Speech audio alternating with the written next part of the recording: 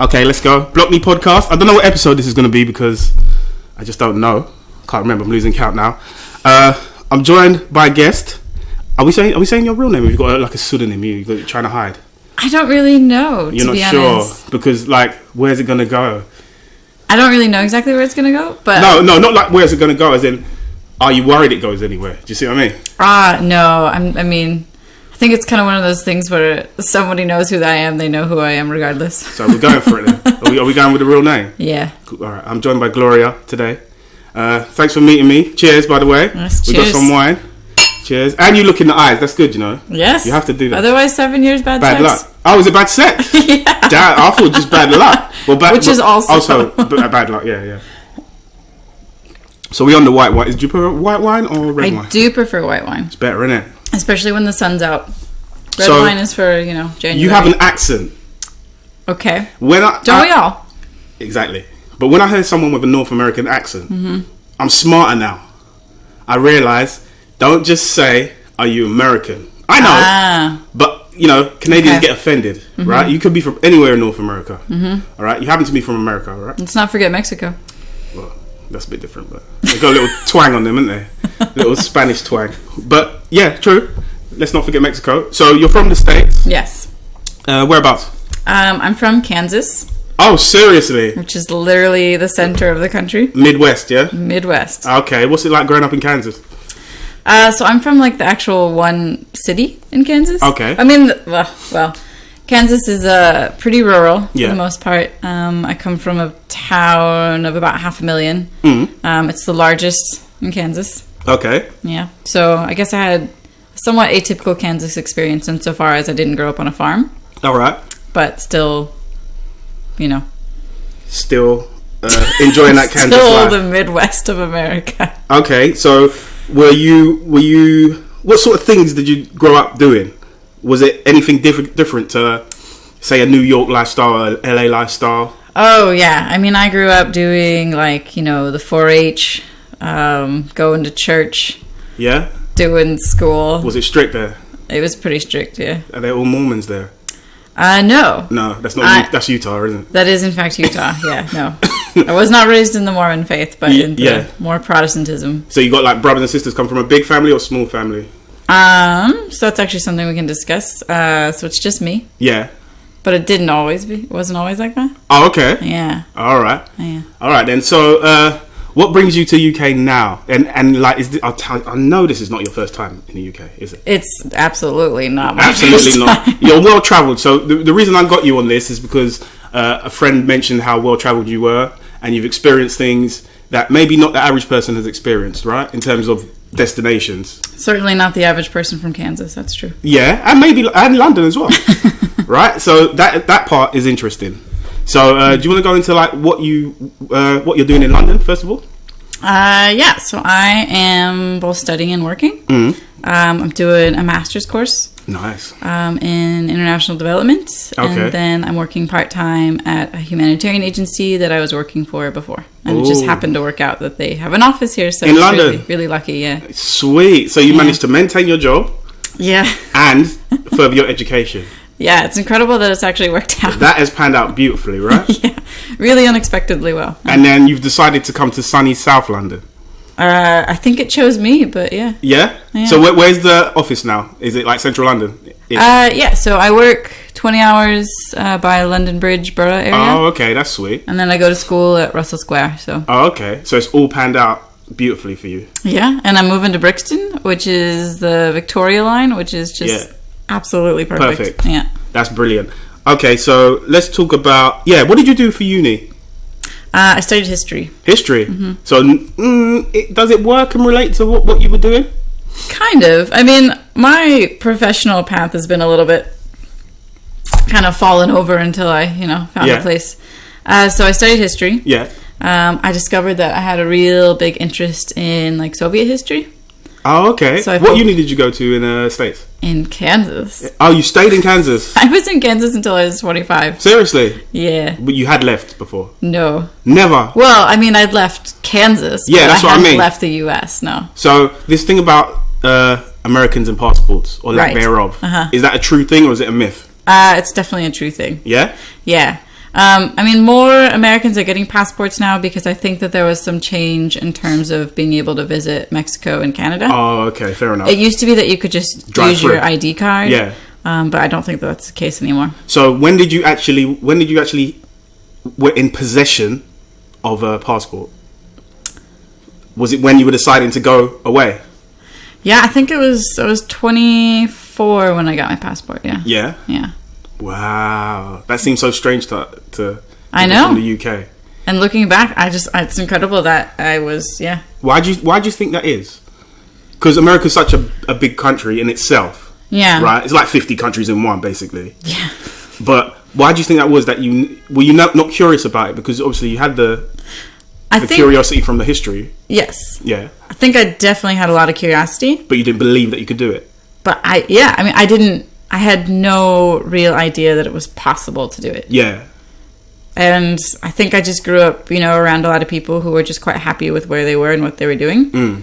And I felt like the weird one out. So even if a population of 500,000, it's still got like a small town vibe. To some extent. I mean, it's just not what Kansas people do. What is it? Yeah. What do they call themselves? Like London? Kansans. Yeah. Never heard of that before. Kansans. Are you a big sports fan? Are you into like the Kansas City Chiefs or anything like that? No. I mean, I'm into basketball. Oh, okay. College basketball. Oh, yeah. Yeah, so KU. Yeah. University of Kansas. Mm-hmm. Yeah, Jayhawks. Oh, okay. That's a big deal. It's a big deal out there, right? A real big deal. Like their college teams are like on the level of our professional teams out here, in a way. Yeah. Or way better than our basketball professional teams, because our basketball teams are shit. Well, basketball's just a big deal in the US. It is. It's a huge deal, isn't it? Like we try to play, football /soccer, and we're pretty shit at it. So. Did you date any basketball players? No. Oh, you sound upset. Yeah, that would have been a good opportunity, but unfortunately, no. Did you know anyone that like made it to like the NBA from like your university? Kind of. Yeah. So when I was in uni, I was an academic tutor. Yeah. For the basketball team, and so basically you just did their work for them, right? So I worked with one. And you never hooked up with none of them. Come on. No. Oh, you missed out, mate. I know, but he was actually Canadian. He was studying on scholarship and playing basketball and not at all interested in me. So yeah. But the thing is though, they got so many girls being thrown at them. Right. Then they got the traveling to this team, playing that team. Right. They've got a lot on their plate, right? That is a crazy. Definitely. But if I was a girl, mate, I'd hitch my wagon to one of them dudes, mate, and then try and get married, innit? And then you'd be set for life. I know many women who attempted that. Yeah. No, it's an easy life, but then again, actually, your path was way better anyway. I think as it's turned out, yes, definitely. So should we start talking about your career path, or what were we talking about? We can do career path. All right, go on. So you left college, uni. Well, so this is my second master's degree. Okay. So I did my uni in history. Yeah. Discovered I had this interest in Soviet history. Yeah. And then I decided that I wanted to do a master's. Okay. So I did it immediately after uni. And this is all still in Kansas? This is all still in Kansas. So we're at 24 years old now. So 23 would have been when I started. So has anything 22, 23. Has anything significant happened before that? Yes.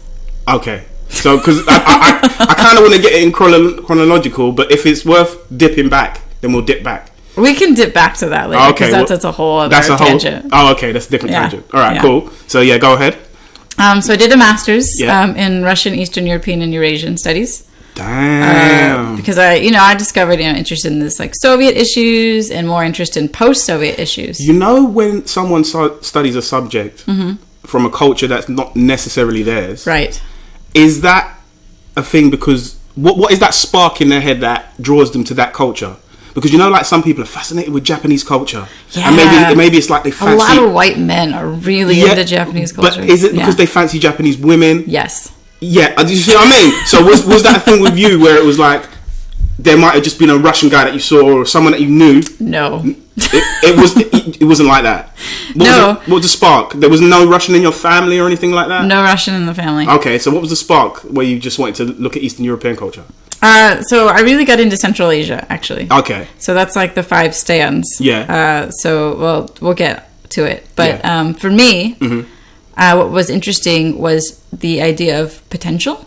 Okay. And the idea of just the unknown. I mean, I think you'll find I'm one that's up for adventure. Yeah. And I really got interested in post-Soviet Central Asia because here was this massive plot of land, these 5 new countries that were just really thrown into globalization and thrown into all of these new economic forces and political forces and just having these really relatively new countries, you know? Since, they were in the wilderness before that, right?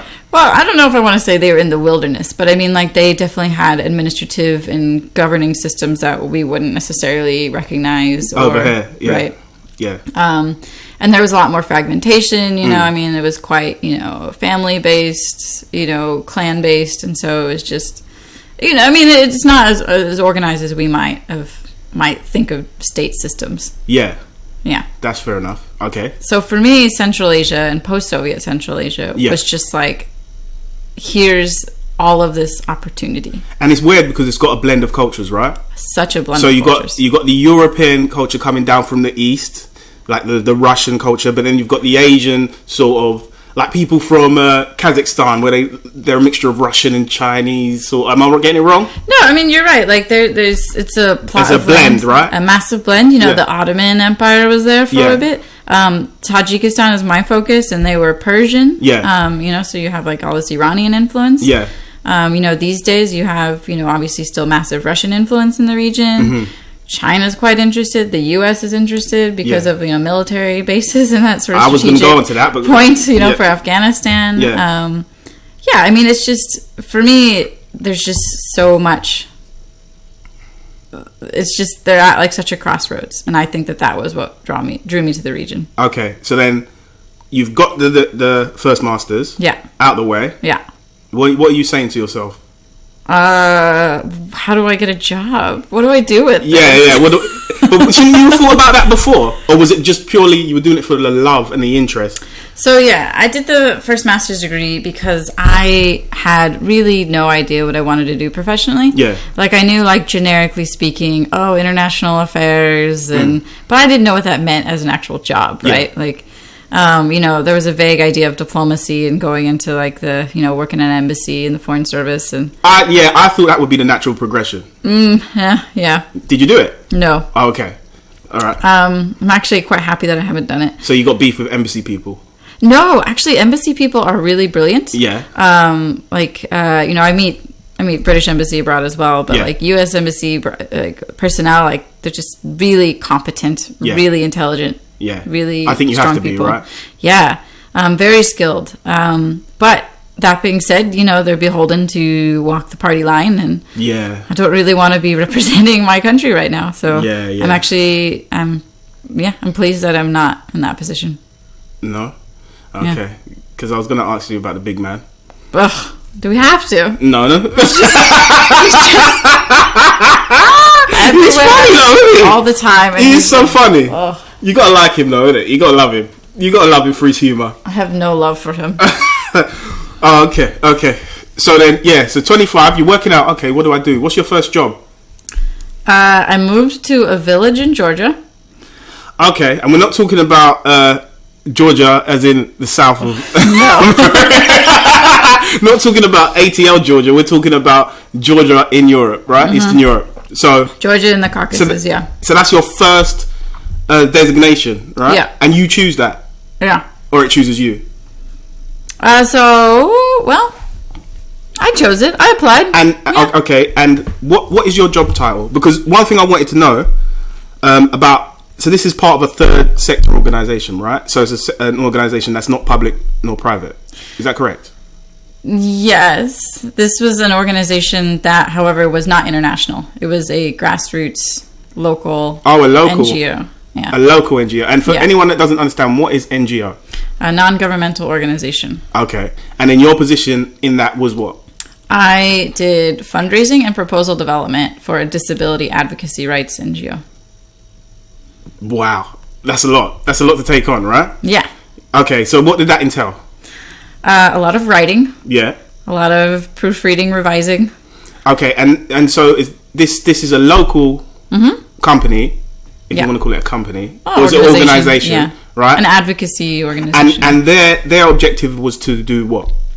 They wanted to help with their community in terms of increasing tolerance for persons with disabilities. Fair. They wanted to work with the schools, making sure that there was better inclusion of children with disabilities. Okay. They worked to lobby the government at the national level. And so your role was to implement programs to make the public aware?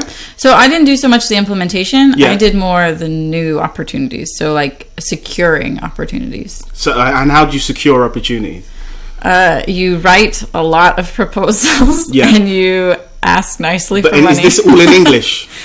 Yes. Yes. So that was my USP, right? My unique selling point was that I was a native English speaker and I could do a lot of things that they couldn't necessarily do because they just weren't able to submit as compelling of proposals, and not for lack of intelligence or capacity to design a project. But it's just not what they do.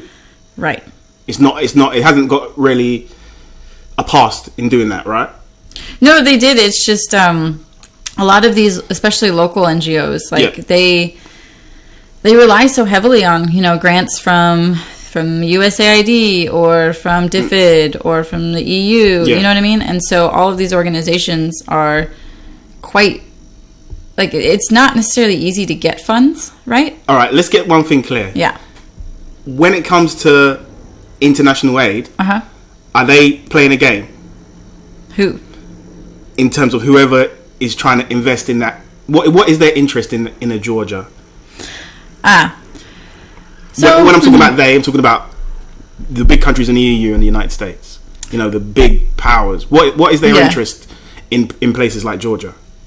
So, I think that you're right. There's always an interest on the part of an actor, an agent that's going to be giving funds, for some sort of development or humanitarian project. There is an interest. Yeah. The U.S. Has a long-standing, interest in Georgia, kind of as a buffer to Russia. Yeah. I was in Georgia in 2013, and the I wouldn't call it a civil war, but there was the Russian annexation.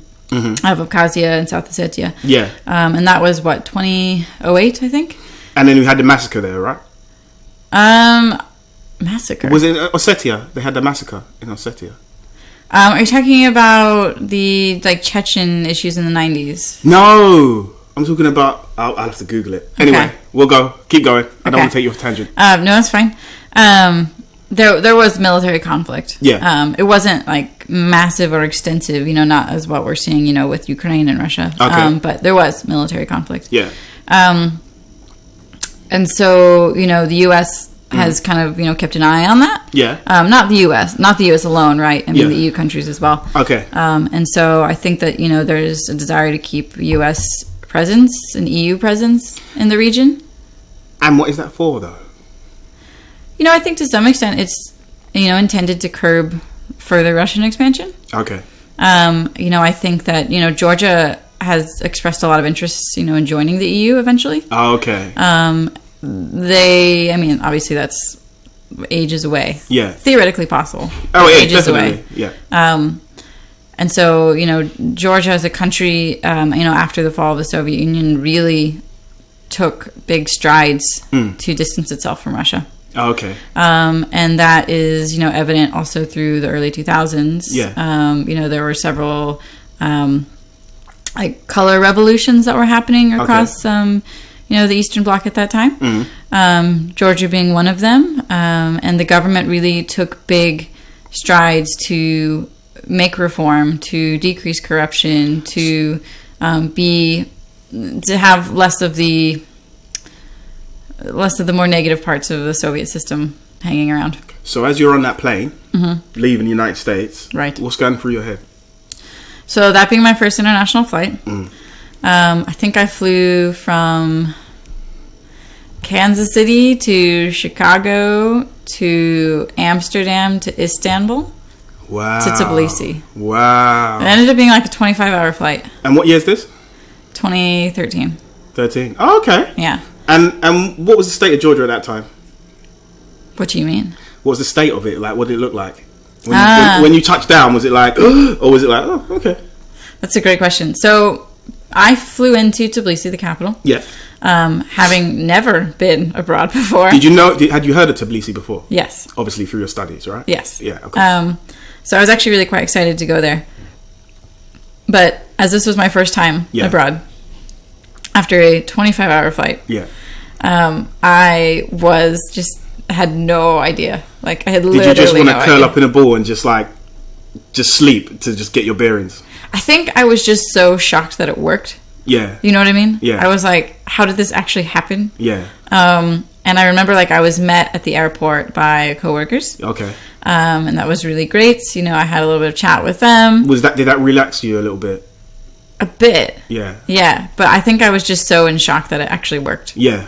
But I was working and living was about a 5-hour drive from Tbilisi. Oh, okay. It was out west. It was on the Black Sea. Okay. It was this little village called Zugdidi. Never heard of it. Exactly. I'm not going to pretend to. But Zugdidi is like right on the border of Abkhazia, which is one of those zones that Russia annexed. Okay.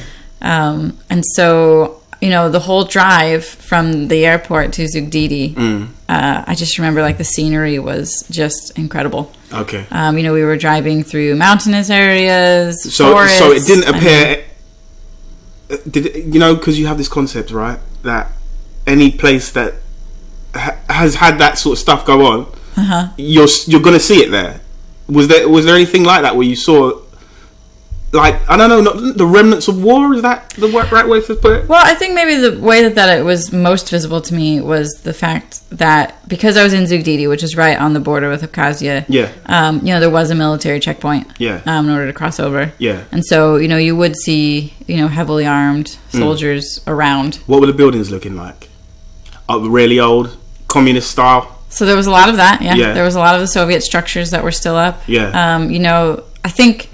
And if you've ever been to, you know, Soviet countries and you kind of go around, you know, some of the less affluent parts of town, right? Yeah. You kind of see some similar structures that the Soviets built. You know, you see a lot of paint chipping. But did that excite you? Because that part of the journey would have excited me if I saw that. Do you see what I mean? Like, to see something less westernized, to see something with a little bit of history, to almost place yourself back maybe 20, 30 years, 40 years. Yeah, I mean, like, you could definitely get a sense of history that was there. Yeah. So it's not necessarily driving past the Starbucks, is what I'm trying to say. I don't even think that they have a Starbucks. I bet you they do now. I think they have a Dunkin' Donuts in Tbilisi. Oh, that's good enough. That is good enough. I don't believe... Oh, and there's like 2 or 3 McDonald's across the country. There's always 2 or 3 McDonald's. I don't think that there's a Starbucks now. Okay. So you're touching down, you're touching base, and you're seeing all of this for the first time. Yeah. What do you do? What do you mean? As in, what's your first thing? What is your first job? Oh, so doing the proposal development? Yeah. So what I was working on was writing applications for European Union funding to work to give financial support to help with lobbying the national government. Yeah. With the intent of making new legislation that mirrored something like the American with Disabilities Act, or, you know, other such legislation to give more legal rights to persons with disabilities against discrimination. And there was none of that in place at the moment? Oh, there was a lower level of it? At the time, if I recall correctly, not much. Yeah. And it certainly wasn't well enforced. Yeah. And so a lot of what that organization was doing was try to increase enforcement and make sure that, you know, discrimination laws were enforced. And then how long was that project? Or it's just an ongoing project currently? I don't even remember, to be honest. I feel like when I was writing it, they were asking for 3 years worth of funding. And what did you get in the end? Or did you get funded? That one, I think, got funded. Yeah. But I was only in Georgia for about 5 months. Only 5 months, you're saying? That's a long time. Which is something else. Yeah. I'd go back in a heartbeat. Yeah? Yeah. So was it a complicated thing to get visas and stuff like that? No, Georgia at the time, and I think this might still be the case, but at the time it was... Sweet for Americans, yeah? And EU. Yeah. It was, you could stay for up to 364 days without a visa. Wow. Yeah. Okay, you do the 5 months. Yeah. Where's your next destination? So then I did what a lot of young Americans who are interested in foreign affairs and such do, or what they think that they're supposed to do. And I moved to Washington, D.C. No! You fucked up. I did. I totally fucked up. I thought, yeah, like this is what you do when you're young and you want to work in international affairs in America. Okay. So at that time, all right, you did your 5 months in Georgia. So the funny thing is, while I was there, I met and made good friends with some Americans who were working at the embassy. Movers and shakers, yeah? Yeah, and I just thought, oh, like these are my people. Like, you know, this is my crowd, right? Oh, okay. Yeah. Does this story take a dark turn? I mean, DC didn't work out for me, if that's what you mean. I've heard a bit about DC. What have you heard? I've heard it's like the center, politics. You get out a little bit, it's fucking dangerous. It's not what people think it is. Like, I mean, you mean like I'm talking about the city, like the District of Columbia. Like once you get out of it's gentrifying, if that's what you mean. Oh, is it now? Yeah. Well, I heard like before the gentrification, it was quite a dangerous place. I mean, that's what I've heard as well. I don't know to what extent that's actually true, or so if it's how long just did you spend in Washington? It was about 3 months. That's how long. 3 months. So it took you 3 months to realize that this was not the place for you. It took me a week to realize it wasn't the place. Damn. For me. So why did you make that move? Because you met these people and you thought they were your sort of people. Yeah. And what was the career path you were going to go on to then? I just thought like, oh, I'll go to DC and I'll work for like a headquarters at, you know, some think tank or some, you know, development agency. But still in mind with helping people. Mm-hmm. Yeah? Yeah. You wanted to like still help people on the international front, but do it from a core strong place like Washington DC is way better, isn't it? Because you're closer to the people that can actually make things happen. So many people have like this what they refer to as kind of like the dream, which is where they're based in DC and their like home life is in DC. Yeah. But they get to do lots of trips. And they fly out to everywhere. Right. Yeah, because I mean, United States, they've got military bases and a foot in so many countries, right? It's ridiculous. So many countries. Yeah, and they never leave. But for a long time, I thought that was the dream, right? That was cool. Yeah. Yeah. Did you have like a power suit on and power pants? What sort of kind of. So I couldn't find a job that I liked. So you quit? Retail. You quit the Georgia thing? Yeah, I quit the Georgia thing. Okay. Yeah. Yeah. Because I thought you had a job ready, like an overlapping. No. I just thought, greener pastures in America. Yeah. And I was wrong. Okay. Yeah. So go on. You're working at where? So I worked in retail. I worked at Anthropology, which is like a high-end bohemian women's clothing store. Okay. Yeah. I don't know what our equivalent of that is. It's pretty hipster. There's actually one here in London now, in Mayfair. All right. That's proper hipster. Yeah. Yeah. So go on. You worked there for a little bit. I was there for a few months. And just none of the jobs I was applying for were working out. But were you telling people like, I want to go back to work for an NGO then, or? Well, I was like applying for headquarters NGO jobs. Yeah. And nothing was working out. And nothing was working. And were you depressed at this time, or were you just like, oh, it's going to work out, it's going to happen? Like, what sort of person are you? I mean, it's funny. I think a lot of people would describe me as pessimistic. Pessimistic? But I don't think of myself like that. Well, your actions don't seem pessimistic if you're willing to get up and leave and go to another country and make it happen. Yeah. You know? So you always seemed like your brain was ticking along at this time. You saw a path. Yeah. And you didn't stray too far from it, right? Well, I think that after I arrived in Georgia, right? Yeah. And I just had this epiphany of like, you can just go. You can just do it, yeah. But were you one of those annoying people that were like, oh yeah, so when I went to Georgia, blah, blah, blah. Oh yeah, you know Georgia. And they were like, what are you talking about Georgia? Yeah, I still am to some extent, but I'm more like that about Tajikistan than I am Georgia. Okay, no, but I'm talking about at this time, because it was the only place that you'd been to, right? The time I was annoying as fuck. And a lot of Americans haven't heard of Georgia. No, at that time, at least in DC. In DC they're gonna know. Yeah, they're gonna know that. In DC they knew. Okay, so you're in DC, you're working in retail. Mm-hmm. When is your next big break? Tajikistan. Okay. So I had been applying for NGO positions abroad. Yeah. And I ended up working for this French company. French? Mm-hmm. Do you speak any other languages? Russian. Okay. My French is not too good, unfortunately. Yeah. But constant struggle. But so while I was in DC, I was madly applying for jobs and really trying to find, a way out.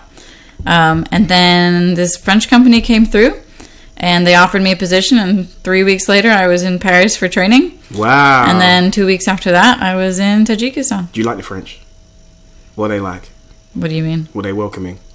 I mean, like, my colleagues at work, yeah. Yeah. Yeah, definitely. No, because it's like France and America, it seemed like they got a little bit of beef, like a little bit of, like, tension. Oh, I mean, you know, I think there's always, like, a little bit of a silly sort of... Yeah. Respect. I mean...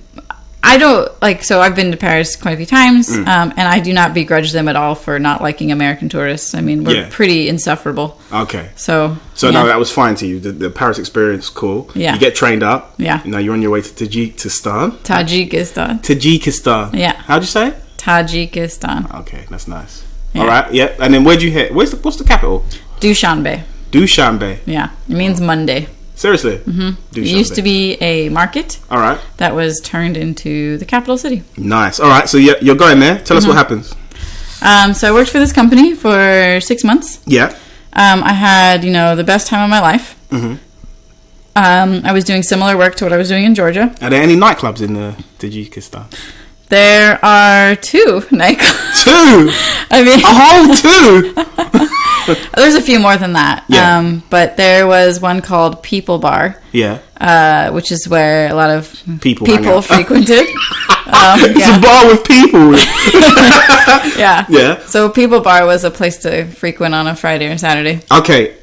How do you compare it to Georgia in terms of the state of the country? Just from a superficial aspect. Well, there's some pretty key differences between the 2 countries. Muslim? Yes. 70%. More so. Yeah?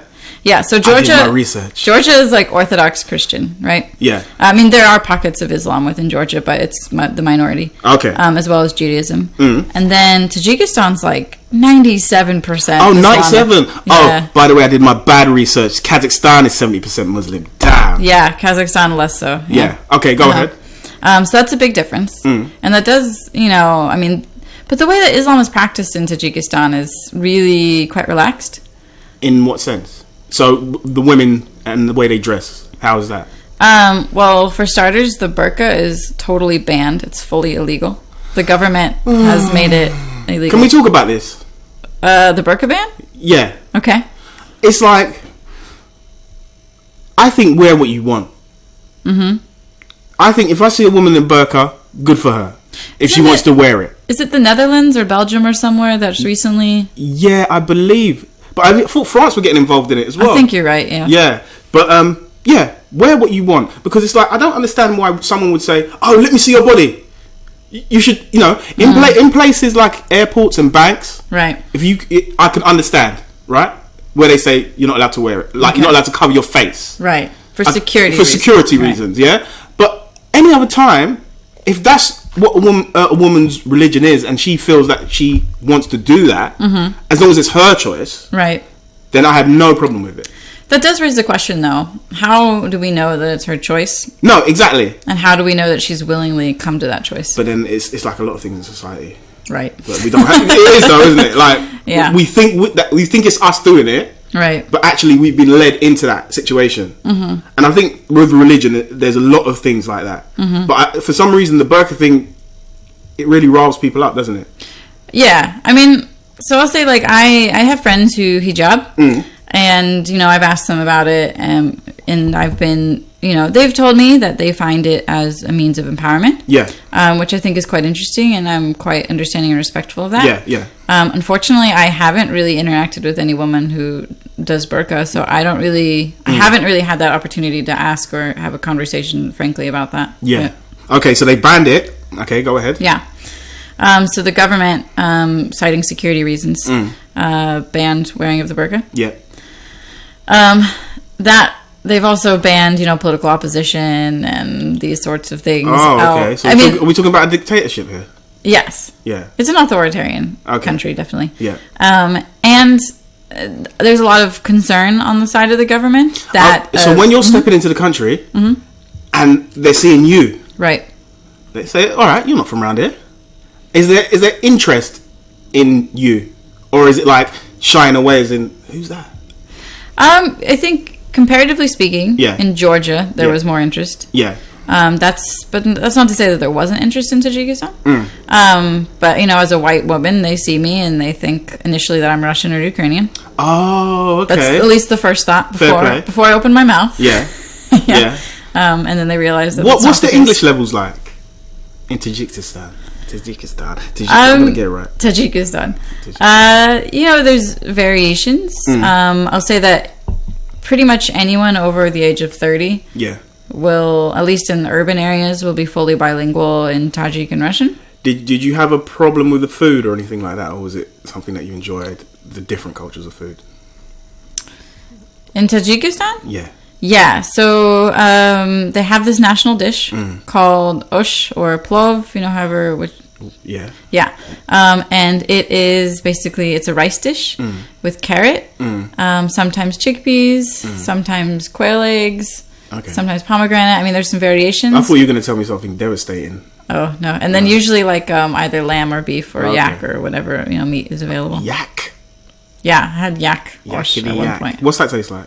Chewy shit, I bet. It was delicious. I had it like 2 or 3 times, but that's when I was out in the eastern part of the country. Yeah. Where yaks are more common. Okay.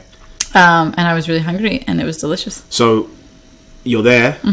What's going on when you're there? What's the difference between that and Georgia? Because that was your favorite place, right? I have so many favorite places. In Tajikistan, like, similar to Georgia, but even more so, the scenery and the landscape is just to die for. Yeah. I mean, Tajikistan's a country that's 93% mountainous. Wow. Yeah, so look in any direction. Can you have a life out there, though? What do you mean? Like... Yeah, of course. I mean, like, yeah. No, but you're saying it's so, like, authoritarian and strict. It's like, can you have a life? Could you settle there? Could you see yourself settling there? I think I could definitely settle there. Okay. Yeah. Yeah? Were there enough guys to date? Have they got, like, their version of Tinder out there? Don't laugh at your own jokes. Yeah, sorry, go. So, I don't know about that, but actually this is a good... Or is it all the NGOs just dating each other?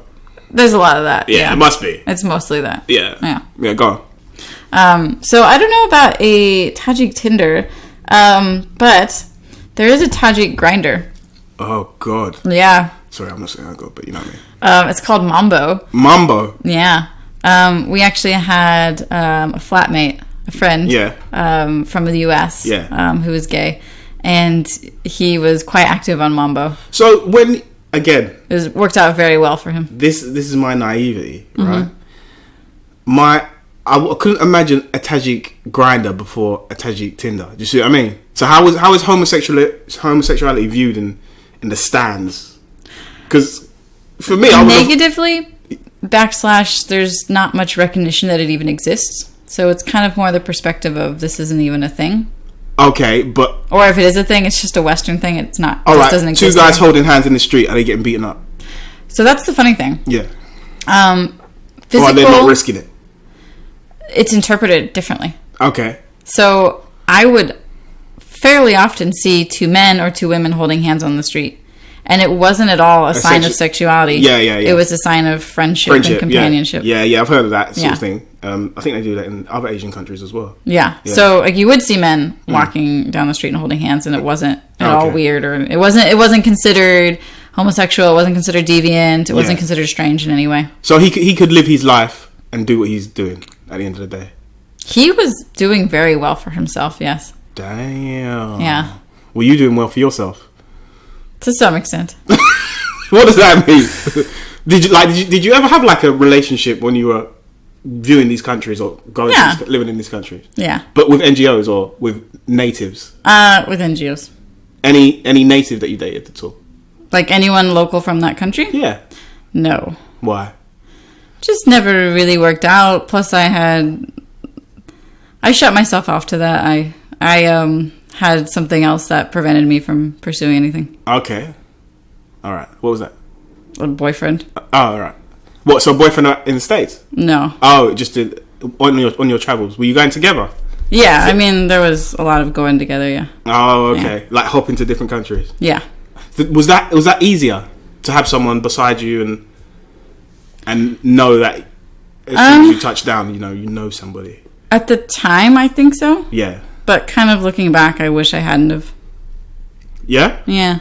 Why? I don't know. I just think that sometimes, going it alone is such a sign of strength. Oh, it's so scary, but it's great, isn't it? Yeah. Like, traveling alone and just saying, fuck it. Yeah. Yeah. And I wish I would have just let myself do that instead of but think that I needed some kind of support. Okay, so how long did that relationship last? And 4.5 years. Okay. So, you're in Tajikland. Uh-huh. And you're still together. We met in Tajikland. Oh, okay. Yeah. And then how long were you there? Initially 6 months. Yeah. Went back for another 3 months. Yeah. Went back again the next year for like another 4 or 5 months. And every time you're going back to the States? No. No? Kind of. Well, gosh. No. So he's from the UK, so we went to his parents. Is he English? Yes. So we would spend some time with his family, or he started to work in France, so I would kind of pop around there. And I would take on, short-term contracts in Ukraine, so I'd go there. Yeah. Yeah. And then, so what was your next country after that? So it was Tajikistan, then a little bit of a break, then back to Tajikistan, then Kazakhstan. Ooh. Yeah. Borat land.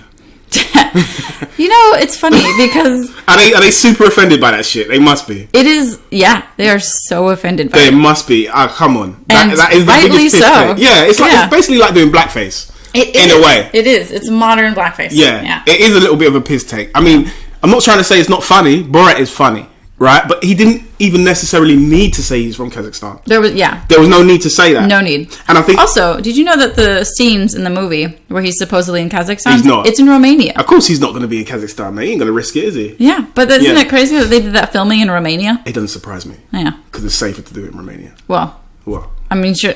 Yeah. I read something like, getting the permissions to do it was a lot easier. It's cheeky, isn't it? Yeah. It's very cheeky. Yeah. But, so what's Kazakhstan like? Cold. Yeah? Really that's cold. Is that out of all the stands, is that the one that's influenced more by Russia than any others? I mean, I think that there's a fairly close relationship that still exists, if that's what you mean. Yeah.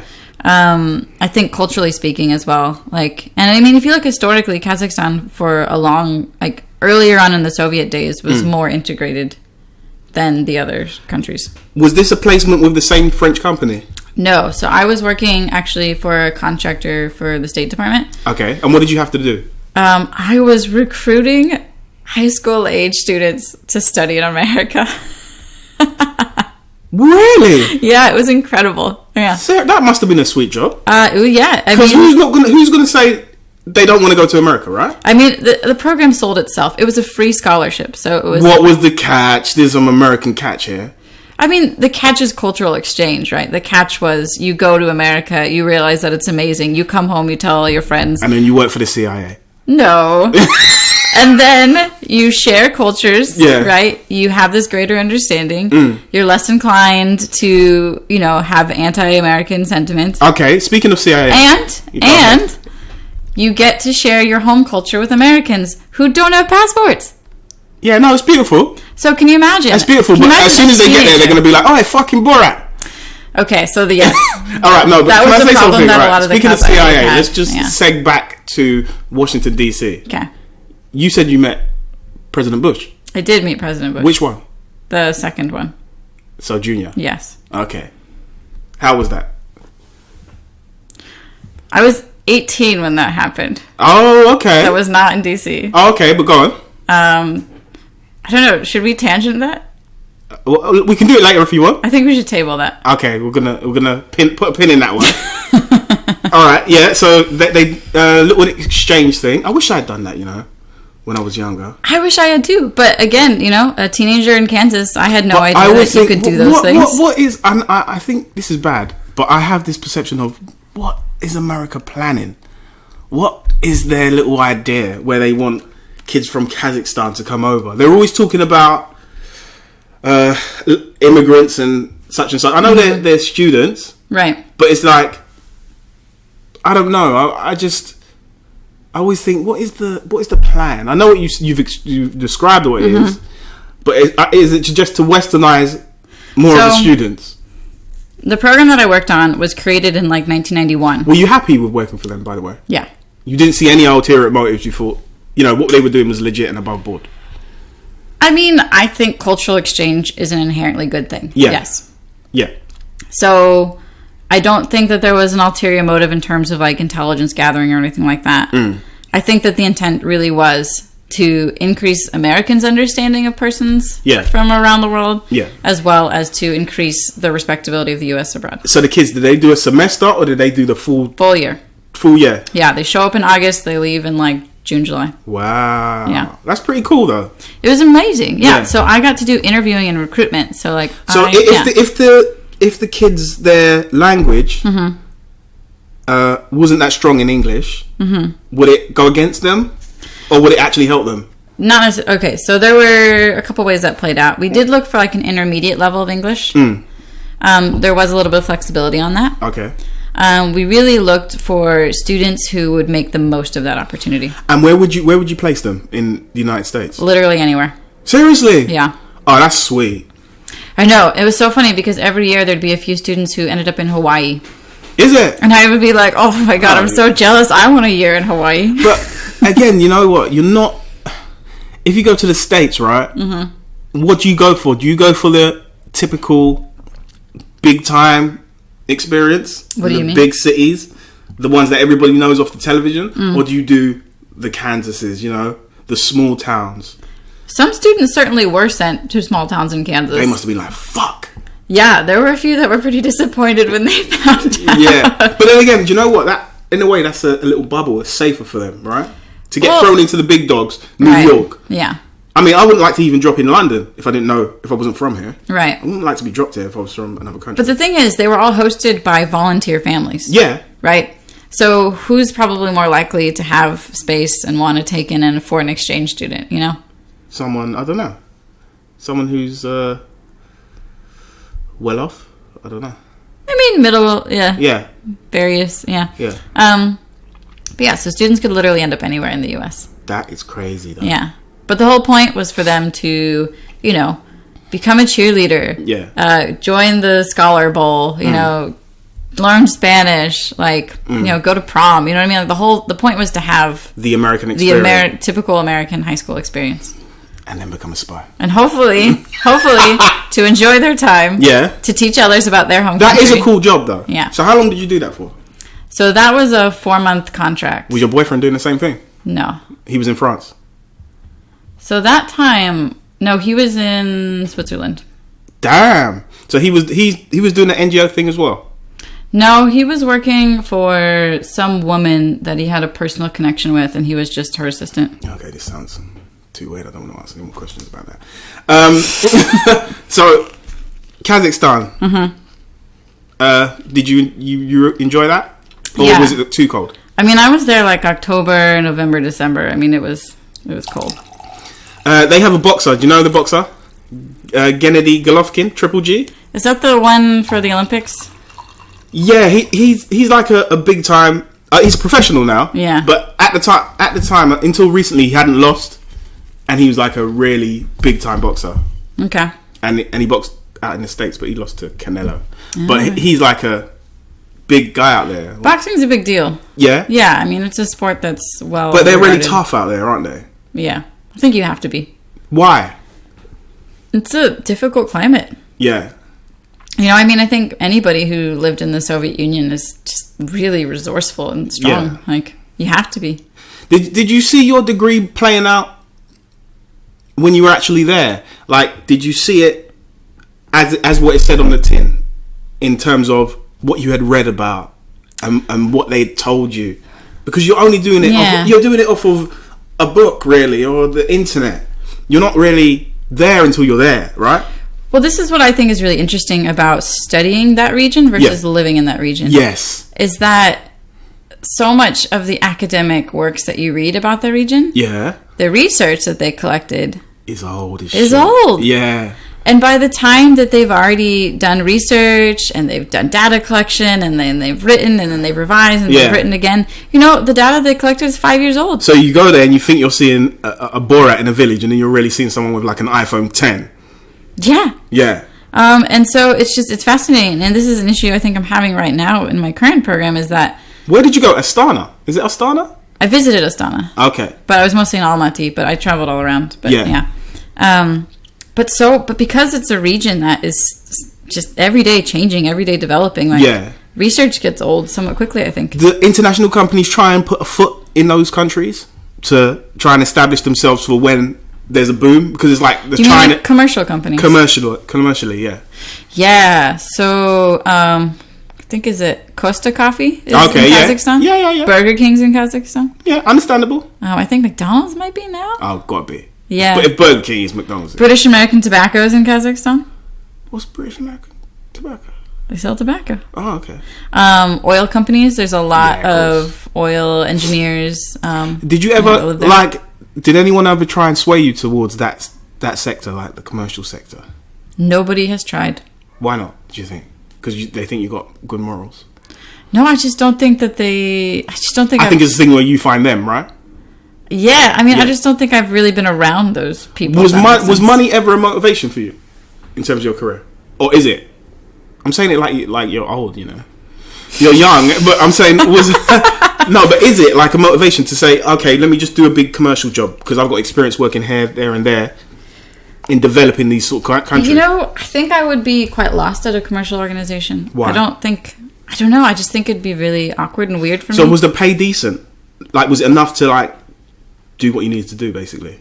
It's enough to survive and be fine. Yeah. Yeah. I mean, like, you know, I don't have a retirement plan, if that's what you mean. No, but like some people are like in jobs for the money. Right. Some people are in it for the love. Yeah. And some people it's like a balance. I think I'm in it for the experience. Yeah. Yeah. Because you wanted to soak up everything that you read about and have it firsthand. Yeah, definitely. I wanted opportunity. I wanted to work to allow me to travel. And not just travel like on the side, but to really do it. Did you ever think it was... Did you ever like sit down and be like, what am I doing? What am I doing here? Every day. Yeah? Yeah. Don't we all? Yeah, no, it's true. Definitely. Yeah. And so after Kazakhstan, where did you go? After Kazakhstan... And were you ever tempted to go Afghanistan, by the way? I'm still tempted to go to Afghanistan. Yeah. Yeah. Give me a job in Kabul, I'm there. You would do it? Yeah. You'd probably be paid fuckloads for that, though. You know, different organizations have different, like compensation packages for hardship and whatnot. But I don't know. I think a solid 6 months in Kabul would be a great experience. For me, that wouldn't faze me. I'm not trying to sound like big-headed or anything like that. Mm-hmm. But for me, that would fascinate me. If I went to Afghanistan or Iraq now, I'd look at it and I'd be like, that would be a great experience. Mm-hmm. But again, I'd almost see like going there as being part of the problem in a way. Yeah. I think there's definitely some truth in that. It's some conflicted shit going on, right? I mean, I think that, you know, when you do go and you work abroad, you have to make sure that you're doing it in a way that that your competence is actually of relevance. And that you're not just another leech. Westerner in the room who's there because they're a Westerner. Because you're a Westerner. Right. Oh, man. Yeah. So this is a topic that's much in debate. Over there in Afghanistan? I mean, I know people who work there now. Yeah. Yeah. Yeah. And what are their reports of the state of the country? You know, the people that I know that are in Kabul right now, like they basically work 80 hours a week. You know what I mean? Like they're just really intensely busy all the time. Yeah. They tend to live in compounds and have curfews. Yeah. You know what I mean? Like there's a lot of safety precautions that need to be Do you think that the word development is a bit of a loose term? Yes. Because, you know, when someone says that, I'm like, okay, what are you doing? Are you physically building the houses? Are you implementing laws? What exactly are you developing? And is it a development where it's for the sake of the people, or is it for the sake of whoever you're representing? That has to be considered. Yeah. And that is a very contentious issue in the industry. Yeah. And have you ever felt conflicted in that, in terms, like, knowing the fact of your nationality just... It means a lot when you go abroad, right? It can. It can have such big positive connotations, and then it can have such negative connotations as well. Yeah. But you are not the United States. No. Right? Do you see what I mean? Right. But you represent vicariously. I carry baggage with me whether I like it or not. Whether you like it or not, exactly. Yes. Yeah. So how does that impact you? It's been very different in very different places. Yeah. Sometimes I go places where they're quite pro-American, and so it's very easy to operate. Why do you think that is? Is it because they want to break away from the regime that they had for so many years? Because it never works for them? I think that there's just an irrational obsession with America and Americanness. But what is that down to? Because I feel that is down to programming. Literally programming. What do you mean? Literally everything you see. It's consumerism. It's Netflix. It's Coca-Cola. Okay. It's Facebook. So consumption of Yeah, of course. Yeah. You eat it. You know. That's all it is. I've only been to America once myself, but I still have an idea. You know, I could still probably do quite well if I had to name all the states. It's just something that you soak up. Yeah. And I think it's interesting because if you imagine that you're from a rural area, okay, with limited external access, and you hear about America, and you only hear like these really positive Disney things, right? Yeah. And then there's just this irrational kind of hype about it. Yeah. But the thing is, it could be so sometimes myself showing up, right, and being that American, and then like, they want to touch you, right? I mean, it can sometimes attract some interesting interactions. Yeah. But that being said, like, you know, you can't really blame someone for having limited exposure. No. The thing is, if I was like from those countries, I probably want an American girlfriend. Because if you think about it, like, that's different, isn't it? Yeah. You know? There's a novelty about it. There's a novelty about it, right? And I don't know, it's just, it seems weird, but it's like America's just got this hold over almost every country in a sort of, they've got a mental space in everybody's head. Just through, like you said, consumerism. Right. And I don't blame people for being very interested in it.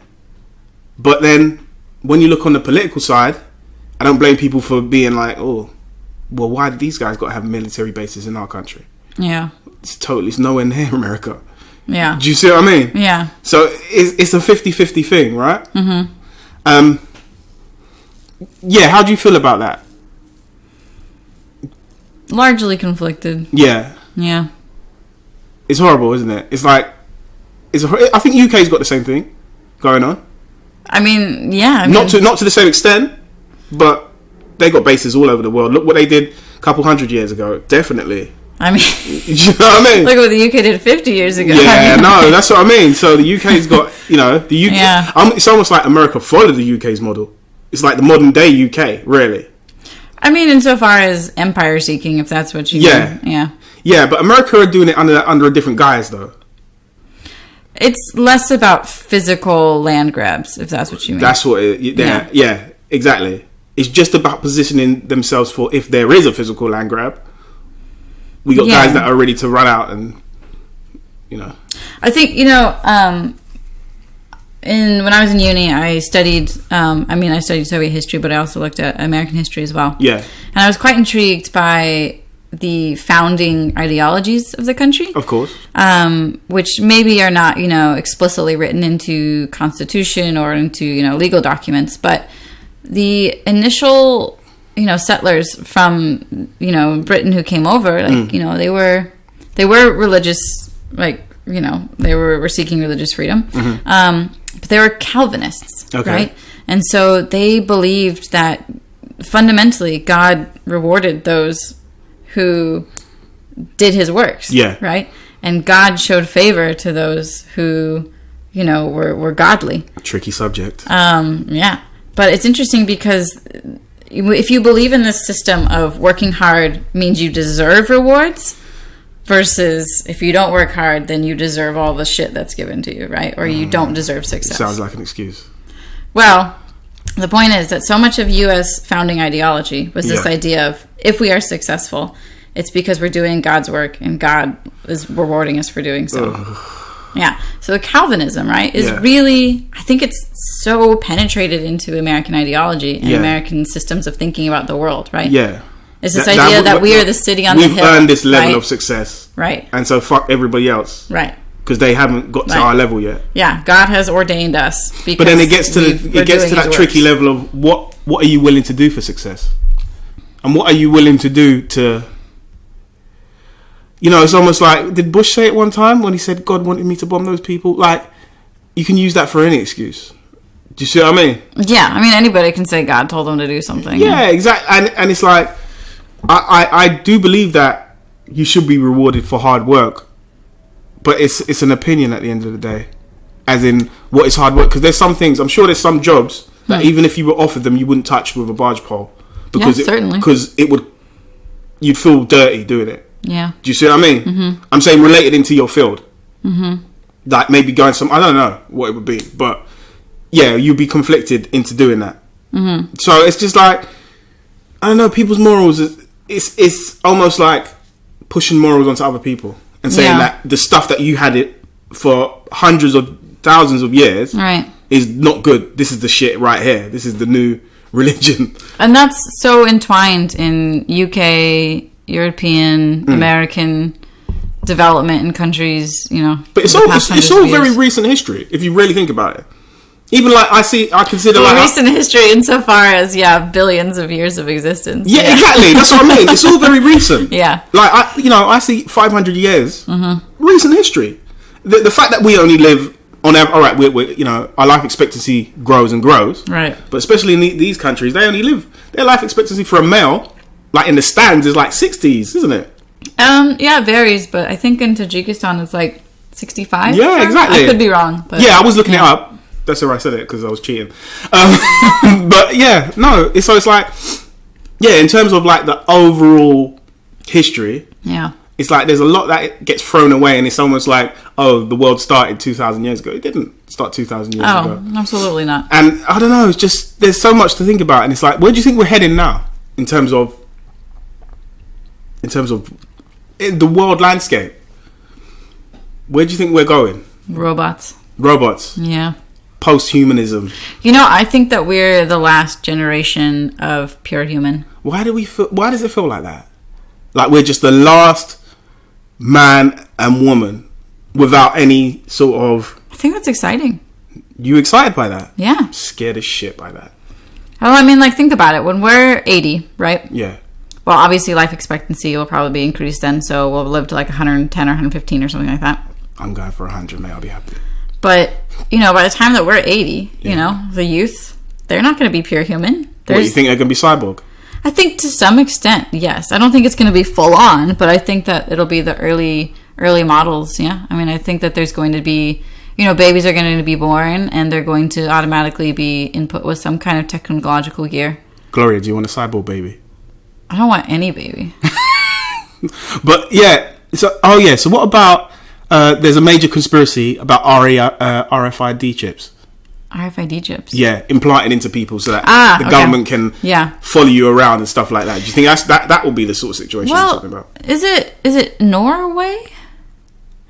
I think it's Sweden. Sweden, yeah. One of the Scandinavian countries right now. I saw that, yeah. Yeah, so now they have chips that they can make payments, I think. So, like, if they're just at the shop. So what's wrong with a phone? I don't know. Do you believe in that sort of thing? Do you think that's good? So that's a funny question. Like, if I believe in it or not, right? It exists. All right, it's not about it. All right, yeah, sorry. Wrong way of putting it. I think it's inevitable. Do you agree with it? I think it's inevitable. It doesn't matter if it's inevitable, but do you agree with it? Yeah. So you think people should be tripped in the future? No, I'm just thinking that it's going to happen regardless of my opinion. But who controls that system? Do you see what I mean? Tech companies. Would you let a tech guy run your life? No, because you never want to buy the first hover car, right? Yeah. You never want to get in on a system when it's just starting. You want to wait until it's perfected a bit. So you think we're now sitting here in 2018, we're like the people who had to imagine what the internet was like. Imagine you just got transported 100 years, like from the 1900s, early 1900s, and then you transported to 2018. Right. And someone's describing you when you're in 1918 what the internet is and what this civilization's like, and you're like, oh no, I don't want to do that. That's scary. So do you think it's just pure fear that we have? Yeah, I mean, but I think that's natural, right? Yeah. I mean, yeah, trying to describe the internet to someone in 1918 would make literally no sense. It would make no sense. No sense. And there's this shit flying through the air, right? And then you're typing on these things, and they'd be like, what the fuck are you talking about? What is typing? Yeah. Yeah. No, they had typewriters. Did they have typewriters? That's a good question. In 1918? I know. Well, they had a press. They had a press. That's the only thing we could. You're right. They probably did, or just yeah. I'm sure. Yeah, they did. But anyway. Yeah, no, because we had newspapers, right? Yeah. Yeah. Maybe we need to go a bit. Maybe not the individual typewriter, but I mean they had printing. Yeah, definitely. so we could have maybe linked it. But I think over the last 30 Okay, I'm going to mentally make a note to look that up later because I feel really silly now that I don't know when the typewriter was in massive use. But over the last 30 years, technology's like really pushed on, isn't it? Yeah. It's like it's kicked on to a point where I think it's like we're losing a bit of our human identity. Well, I think that's definitely what's going to happen. Yeah. But you're comfortable with that because I'm uncomfortable with that. I don't really see the point in being uncomfortable about because it's going to happen anyway. Like. Yeah. Don't stress, embrace. Oh, man. No. I don't know. Yeah, I suppose. But no, I wouldn't like to be chipped. Well, I'm sure in 20 years we'll all be chipped. Oh, God. You got some inside information or something? No, I mean, it's just that's how technology goes, you know? You see these prototypes and they get practiced and then they get scaled up. But isn't that like the technological version of like being a eugenicist in terms of, okay, he's not... Did you hear about that social points that they had that they're developing in China? So they got that face scan thing. Okay. So this is like the social episode of Black Mirror. I haven't seen the Black Mirror, but I heard about the nosedive episode. Yeah. I haven't seen it. See, I haven't watched Black Mirror because I've been too scared to watch it. You haven't seen Black Mirror? I heard about so much about it, but I didn't want to watch it. Just do it. No, because I know there's things that are going to happen. I'm going to eat a cookie. Yeah, go for it. I know there's things that are going to happen, right? Right. And I'm scared that seeing it played out is almost like projecting it in my subconscious when it doesn't need to be there. I almost like don't want to look at it because I know, like I part of me knows that it's coming, but it's like I don't like that future. That's not my sort of future. All right, but what's the alternative? We're doing brilliant how we are now. I get to go on holiday. I'm cool. I'm chilling. Yeah, but that's not the nature of human existence. It's not static. It's dynamic. Oh, okay. Yeah. I understand what you mean. It's always pushing the boundaries, but don't you think there's a point where it's almost like you deny nature in itself, and you almost try and put yourself in place of a god or in place of a creator. Look, heating, air conditioning. Yeah. Sewage systems. Yeah. Piping. It's all part of it. Electricity. Yeah, but it never tampered with who we were as human beings. It has tampered with who we are as human beings. Yeah, only for the better, though. With heating and cooling, we can live in climates comfortably that we wouldn't have before. That's true. Mass agriculture, irrigation systems, we're able to produce way more food than ever before, which allows us to have much more offspring. Exactly. We're good now. That's it. Stop. Pause. Technology because inevitably affects us. No, because we can't humans. We're so wasteful. Wow. And we're so almost like greedy. Can't we just like chill out for a little bit? Can't we just like have a couple of years of like just chilling out? Like you use the same glass for a couple of years. What's the problem with that? Have we not been doing that?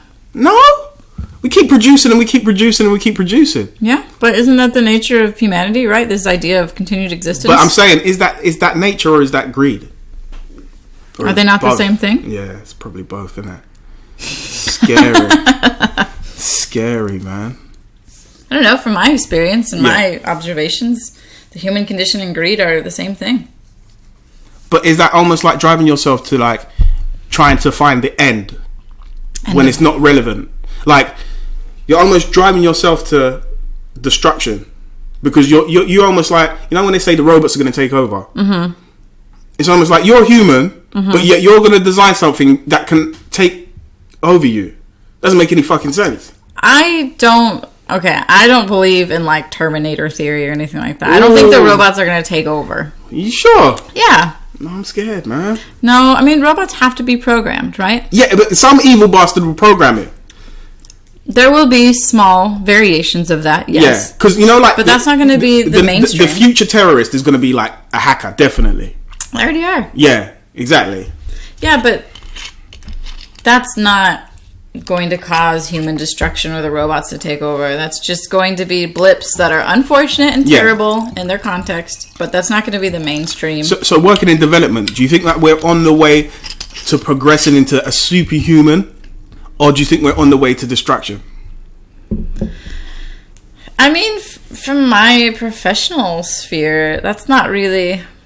That's not how it works. That's not what we're working on. Yeah, but you have an idea, like seeing how things are progressing. I mean, I work on programs that make sure people learn how to wash their hands properly. Or... It's basic, isn't it? That... I mean, but like that's in the sphere that I'm working in. It's more about, making sure that a lot of basic needs are met. Yeah. But that's what I mean. What's wrong with that?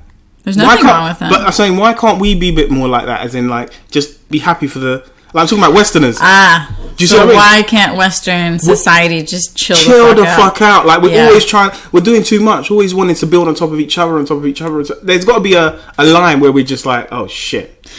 Are you not at all excited that the depth of human curiosity is that strong? Yeah, but I'm always worried about the agenda. I'm always worried about what if the agenda is to control people to the nth degree. They would do that independent of technological advances. Yeah, that's true. They did that in the past. Yeah. Yeah, and they'll do that in the future. Yeah, it's true. Genghis Khan did it. Everyone did it, right? Technology is not an end in itself. It's just a means. It's just another method. It's just another tool, right? Yeah. Yeah, I suppose it's a scarier tool because we or myself understand less about it than obviously seeing someone with a gun.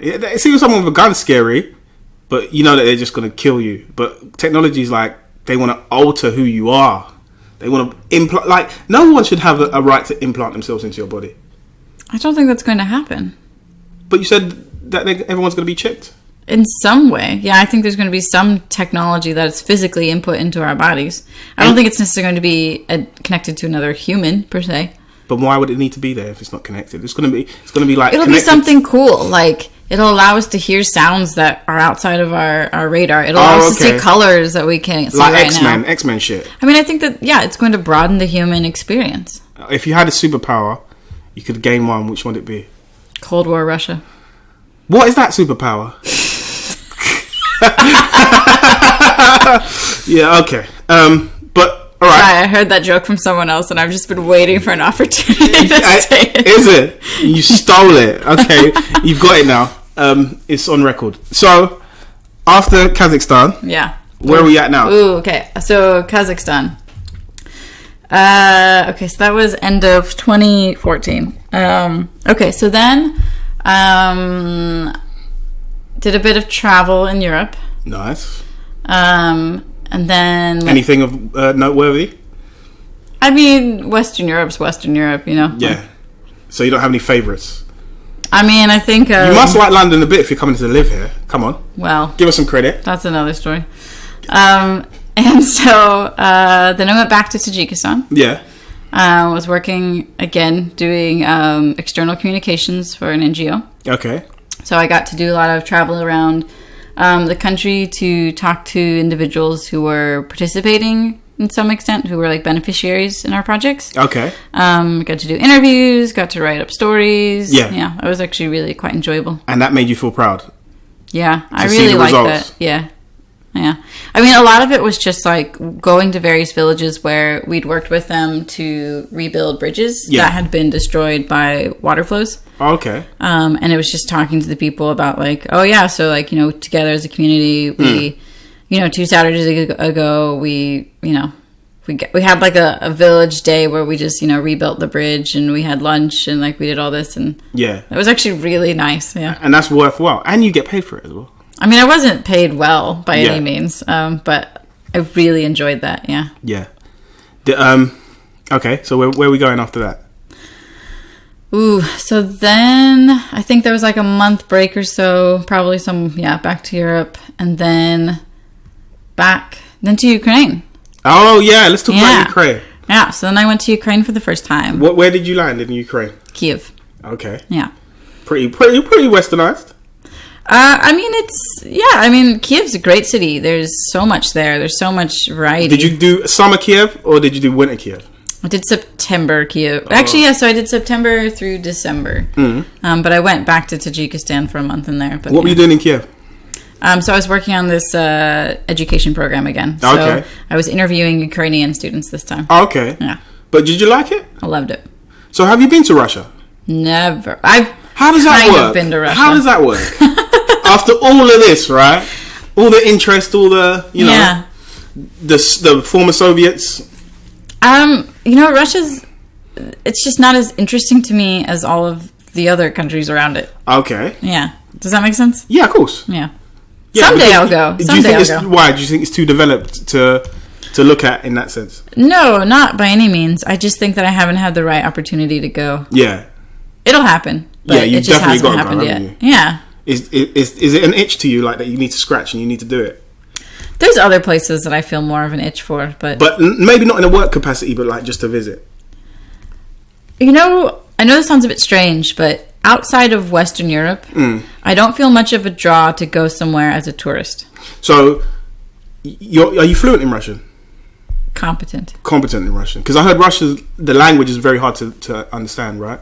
I mean, it's difficult to learn. Sorry, yes. Because I heard they got so many different meanings for like the same thing, or you can say something 20 different ways. The same thing. Okay. So, I mean, it operates different grammatically, if that's what you mean. Yeah. So the nouns and adjectives change based on their usage in a sentence. Ooh. So if something is a direct object versus an indirect object, if something is a place, if something is in use. So it's, so words, like the endings of words change based on how it's used grammatically speaking. And you did all of this and then you never went to Russia. Imagine that. It'll happen. Yeah. But like I said, I mean, I don't really feel much of a draw to go somewhere as a tourist. I'd much rather go and put your hands right in there. Yeah. Okay. So what was your latest job internationally? That's a good question. I guess now. Which is what? Working in London. Oh, okay. No, but before that, just before London. So let's see. Ukraine, Tajikistan. And then I went back to Ukraine. And then a little bit of time in France, but I wasn't working there. Yeah. And then I went to the US, actually. I was there for about a year and a half. Were you working? Yeah. Okay. And then, so I was in Kansas for about a year, and then I was in Oregon. Oh, okay. And then now I'm here. You work for Nike in Oregon? No. What's Oregon like? Fantastic. Yeah? Yeah. Is it very leafy? I get the impression that it would be very leafy. I was mostly there over the summer. Yeah. So I didn't really get to see it in its, fall, autumn heyday. Okay. Yeah. Yeah. But I wish I did, but... A place that you're comfortable with? A place that you go back to? I'd go back. Yeah. Yeah. All right, so tell us about the George Bush story. Oh, gosh. Well, we probably have to back up. Go on. Let's back up. Go on. Because you haven't even asked, why. Yeah, but I just want to know. All right. So yeah, we're gonna go back into your. What we're gonna go back 18 or a little bit earlier. 18. Yeah. Yeah, that makes sense. Okay. Because you're talking about your family and stuff like that, and yeah. Okay. Yeah. So now we're circling back. Actually, yeah, we've circled back quite well. So when I was 18, my brother died. He was a U.S. soldier in Iraq. Wow. Yeah. And so that happened when I was 2 weeks out of graduating high school. Wow. Yeah. So 18, that's when a lot of things. Did you have details changed. of what exactly happened, or? How much older was he than you? He was 2.5 years older than me. So he was only 20. He was 21. Yeah. Wow. Yeah, I guess he had just turned 21. Yeah. Okay. Are you okay to talk about that? Yeah. Okay. So what were you told? It was 12 years ago now. So. What were you told happened at the time? I mean, it was an IED. He was in a Humvee. Took a wrong turn. And that's it? Yeah. Wow. Was he with... Well, obviously, he was with others. And what happened to the other guys? They also died. Wow. How many were there? There were 3. Yeah. That were U.S. soldiers. There were 2 who were Iraqi translators. Oh, okay. And there was one other man who managed to survive. Wow. That's crazy. Yeah. And then how did that impact you and your family and your parents and stuff like that? It's really pushed us apart. Okay. Yeah. In what sense? I mean, I think that they really ran to religion as a sense of solace. And I went the opposite direction. And I think it's caused a lot of division between us. Okay. That's fair enough. Yeah. Wow. That's a horrible... That's hard to even digest, right? Yeah. But in a way, you almost like followed your brother's line in a way by going abroad. I think I've been really motivated by him. Yeah. Yeah. Yeah. Like he almost set the precedent, right? Because if you've got no one in your family that's ever been abroad or worked abroad, right? Yeah. Then it's almost like the chances of you doing that are slimmer. Right. Not to say you won't do it. Right. But it's almost like, even if it's a close friend or something, you've worked out a way, right? And a path of how to do something, and then they go and do it. And you're like, okay, you know what? So before Iraq, he was in South Korea for a year. Oh, okay. And he loved it. Did he make a personal decision to go to Iraq? I mean, I think that at the time that there was a lot of financial bonuses and a lot of encouragement. Yeah. So this is what, 2006? This was 2000. Well, yeah. So he would have gone in late 2006. Yeah. Mm-hmm. And so South Korea was cool. You enjoyed it? He loved it. Yeah. And then so he went to Iraq. Mm-hmm. And how long was he there? He was there for about 4 or 5 months before he died. Okay. Yeah. And did you get relatively early on? Did you get many reports back on like what it was like at that time? Yeah, I mean, we had a little bit of communication with him. We sent a few care packages, and he was on a military base, so it's not like he had much actual exposure to Iraqis. You know what I mean? Yeah, of course. So, but is it something like where you say, "I would never go there now," or is it something that you say, "I want to go there"? Does it motivate you more? Yeah, I really want to go. Yeah. To work out there, or to just see it? To work. Yeah. Yeah. And so what did the army say when something like that happens? What's the protocol? Well, they send 2 well-dressed, they're A class or something, like the 2 well-dressed uniformed men to your door to tell you what happened. Yeah. Yeah. And so where were you at that time? I was at my parents' house. So you were actually in when they came around? Yeah, it was a Sunday morning. Yeah. And it was like the day after prom or something like that. Wow. Yeah. And so I was with my mom. My dad was out golfing. And then these 2, fully uniformed men came to the door, and I had no idea what was going on, but my mom, I think, had a pretty good idea. So I was just about to ask you, because, where some people say, I just had a premonition something wasn't right, or et cetera, et cetera, et cetera, and then something happens. You never had any sort of feeling? Or I did. So my brother, he was in South Korea, but he came to visit before he went to Iraq. Mm-hmm. And I just I knew that was the last time I was ever going to see him. Wow. Yeah. But I mean, I was 18, and so I just thought that's just some nonsense in my head, Yeah. Yeah. So you had that premonition. Mm-hmm. And did you tell your brother about it? No. No. It's kind of a fucked up thing to say to somebody. No, but in the sense that, you should shorten your trip, or you should reconsider, or something. I know hindsight's 20/20, right? Yeah. Anyone could say, well, I was going through that and I thought this, but that's one of those things that, what's even the point of saying? You're just going to cause someone some anxiety, Yeah, I wouldn't, because you're passing on something that may be negative to you onto someone else who doesn't feel that way. Right. And at the end of the day, they're living their life, right? Right. But do you believe in destiny and fate and all that sort of stuff? Because some people say, do you see what I mean? I go back and forth. Yeah. In our lives, are we just playing out a role that has already almost been played for us? Well, I mean, I think that I think the idea of free will or choice is kind of a farce. I think that we are very much biologically programmed, and then programmed by our experiences. So I think that when things happen, the way that we respond is usually in a very preset way.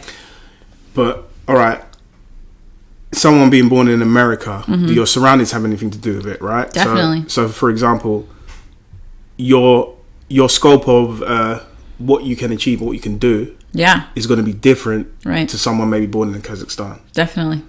So different opportunities entirely. Yeah. So I believe what you're saying, we're genetically predisposed to having a drive, right? Maybe from our ancestors, our grandparents might have been a boxer, and then you go and be a boxer or something like that. I think it's more are we an optimistic or a pessimistic person? Yeah. Are we easy to anger? Yeah. Are we too trusting? You know what I mean? I think. But do you think you have the same spirit as anybody that preceded you in your family? I'm told that I'm a lot like my great-grandmother. Yeah. But I have no real reference for that. Yeah. But I suppose it's interesting, right? Yeah. Because when you understand that, maybe you can say that, oh, okay, I got it from her. You know? Maybe. I think to some extent, yeah. I think that those types of family stories can be nice, yeah. Yeah. Yeah. Yeah. Okay, so you're dealing with that. Does it make you... Because, you know, some people say, oh, I go off the rails, like, when something like that happens. Something... That's the worst thing that could happen to someone, right? Right. And so did it change you as like it must have changed you, but did it change you? I think it fully changed me. You know, I think at the time, you know, when you're 18 already, life's insane, right? Because you already are like, oh shit. Like, you don't know where your place is in the world, right? Right, yeah. And so going through that at the same time of being like... Yeah. Yeah. So I think that's really what got me interested about, life outside of Kansas, you know? And I think he has very much motivated me to keep moving and keep traveling and keep seeing. It took you like 6-7 years afterwards to get out of Kansas. So the funny thing is that I was actually going to go to uni outside of Kansas. Yeah. And then when all this happened, I kind of felt like an obligation to stay closer to fair family. Play. Did you ever think about yourself enlisting in the army? Occasionally, that thought occurs to me. Yeah. But as I get older, I'm a little bit less. No, but like at the time. Oh, at the time, absolutely not. Yeah. Yeah. Yeah, no way. Yeah. And so your parents, you said, went into, is it, I don't want to say a shell, but like a religious... Yeah. Were they religious at all? Not at all before? They were definitely religious before, but it really stepped up. Yeah. Yeah. I think that they just needed something to make sense, and that's what made sense. Yeah. Which is fair enough. And I think a lot of people I think that's why a lot of people look to religion is for life, for existence to mean something. But did you ever question, like, the American administration? Did you ever question that? Like, were you more... Definitely. Yeah. Yeah. Like, why are we even there? Like, what is that about? Like, I've continuously asked that every day. Yeah. Yeah. Because I ask that sometimes, like, even about, you know, United Kingdom... I'm well aware of United Kingdom's history, you know? So it's almost like, when they do stuff like that, it's almost like that's what they've always been doing. It's a horrible thing to say. I mean, the UK does have a long history. I mean, the US does as well. Yeah. But a lot of it's more internal than external. Yeah. Yeah, definitely. So what we were on the childhood and going to Air Force One and all that. So you asked, you know, if I ever asked the administration. I mean, this was my opportunity to literally ask the administration, what are we doing there? Yeah. So it was a crazy timing situation where Bush was in Kansas for a political fundraiser. Okay. And my mom, and this was like, you know, like my brother died late April, and this was like mid-May. Like maybe it was June. I think it might have been early June. So it was very fresh. Yeah. Yeah. And so my mom found out that Bush Jr. was going to be in town for a political fundraiser. He's president at this time? Yeah. Yeah. And she basically got in touch with her political representatives and basically demanded that there be a meeting. Was it easy to happen or not? That's a good question. I mean, I think, you know, she asked for it and they did it. So I don't know how difficult it was for her at the time. So in a way... Have you got to respect him for that? I mean, the fact that he would sit down with 3 Kansans and... Yeah. Or not? I don't know. I mean... Or do you see that as, like, you're actually responsible for that? Maybe it was just a photo op for him. Yeah. You know? Maybe it was just, you know, him to have a headline of, you know, president meets with grieving family, you know? Definitely. And it makes him seem like more of a human and more of, like, a caring person. And then he appeals more to, like, Middle America as well. Right. But okay. So that's probably what he got out of it. So go on. What was that day like when you knew that? Like, how did your mum spring upon you to say that, okay, we're going to meet the president? So she got confirmation like a week before. Yeah. And my father, my mother, and we all, I mean, at the time, like, you know, looking back, it was just like, we were barely even speaking to each other, you know what I mean? Like, it was just kind of a pretty dull house, you know? It was not. But you didn't go off the rails or anything like that? Not at that point, no. Yeah. Yeah, no, not at that point. At that point, you know, it was mostly like people from the church coming over, people from the, you know, the village, the community, people from the area, you know, the community coming over. Yeah. People from the village. It was a village mentality, right? Yeah. Yeah. And so there was a lot of company that was around all the time, so like I didn't really have to interact much with my parents. Did you see it as sincere or insincere? I think it was sincere. Yeah. Yeah. Yeah. But what were your friends saying at the time? Because children deal with grief differently, and you're not quite a child, right? But it's like, how did your friends respond to that? It was pretty mixed. I would say that I really shut off. Yeah. Right. So like, you know, you're right after prom. You're 2 weeks before high school graduation. Yeah. You know, you're supposed to be looking at, you know, one of the most exciting times of your life. You know, moving out of your parents' house and like, you know, becoming an adult and going to uni. And I didn't want to take that away from my friends. Yeah. But then you must have had... I'm not saying you must have had, I'm not assuming. But you could have had... Did any friends, like, say, try and come and get you? Or was it a thing where they didn't know how to be? I think most people didn't know how to be. Yeah. I mean, I approached a few people. But for the most part, I don't know. I didn't want to take away that joyous time from anyone else. Yeah. Yeah. And so I really kind of just shut off. And you battled for it yourself. Yeah. Did you ever go counselling? There's been a few stints over the years, yeah. Yeah. That's the thing that is more common in American culture, right? Like, it's easier to admit, I think, in American culture. Like, I think it's a positive thing. I think there's a lot of stigma about it, actually. Yeah, there's a lot. But there's a lot of stigma. But I think an American's more likely to say, "Yeah, I want counselling." Do you think so? Yeah, I don't know. I think they're not as. Maybe it's a bigger industry over there. I don't know. I mean, there is a big industry. It's expensive. Yeah, definitely. I don't know. I think that there is a lot of negativity about it. I think a lot of people are kind of afraid to say that they do that. Yeah. Okay, and then what was the actual meeting like? Or was it? Did you get a chance to actually say something to him, or did you want to say anything to Bush? I said a lot of things. Yeah. So that day, I think I actually had like final exams or something that morning. And so I went to a final exam, and then I came home, and then we drove down to the Air Force Base, and we had to do like a mini security check and everything. Of course, as you do. And then we got on the plane. Yeah. And we just had like a little mini tour. And then we just hung out in his office for like 10 minutes before he came back. Okay. And like sitting in the president's office of Air Force One alone. Yeah. It was weird. Must have been nervous. Fucking weird. It's fucking so nerve-wracking. Like, it was just such like a moment of like, how is this happening? Like, it was bizarre. In such horrible circumstances as well. Yeah. And it was just so like it was just one of those moments in life where you're just like, this is not happening. Like, this is not, That must have been bizarre. And so how long was the actual meeting? An hour. An hour. It's a lot of time to speak to a president, right? Yeah, so my parents both had somewhat pre-planned monologues. I don't know, but like they had like pre-planned thoughts that they wanted to share. Yeah. And so my father spoke about the fact that his father, you know, was in World War II and his brother was in Vietnam. And then his son was in Iraq. Did your father serve in the army? No. Okay. He had polio as a child. Oh, wow. And that, I think, to some extent... hindered him from... Yeah. Would he have wanted to do it?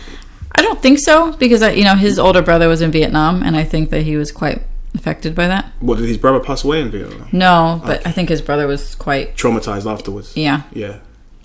So I don't think my father felt much of a call. I could be wrong, but not that I know of. Okay.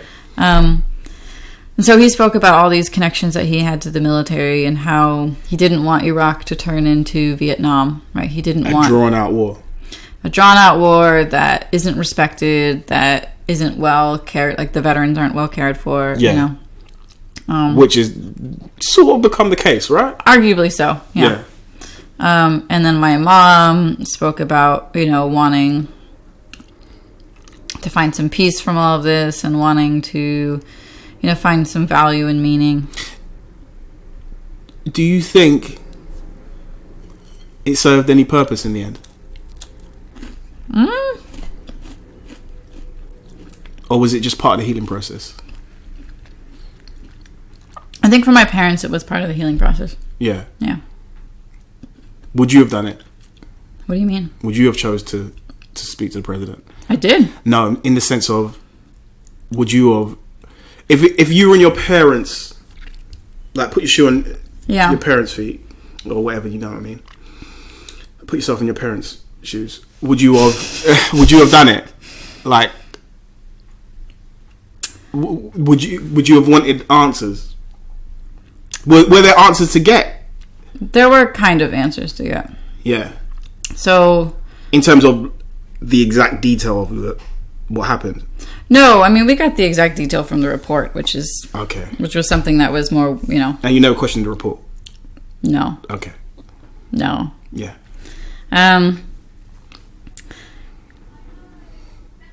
For what can be said, he did take responsibility. He did openly express that what we were doing in Iraq, from his perspective, from what he believed, was the right thing. Okay. And he did very explicitly express personal responsibility. Damn. Yeah. Which, I mean, I don't necessarily agree that that was the right place for us to be or to do. Yeah. But there was a sincerity from him about that. Looking at... Even if misguided, he seemed sincere. Yeah.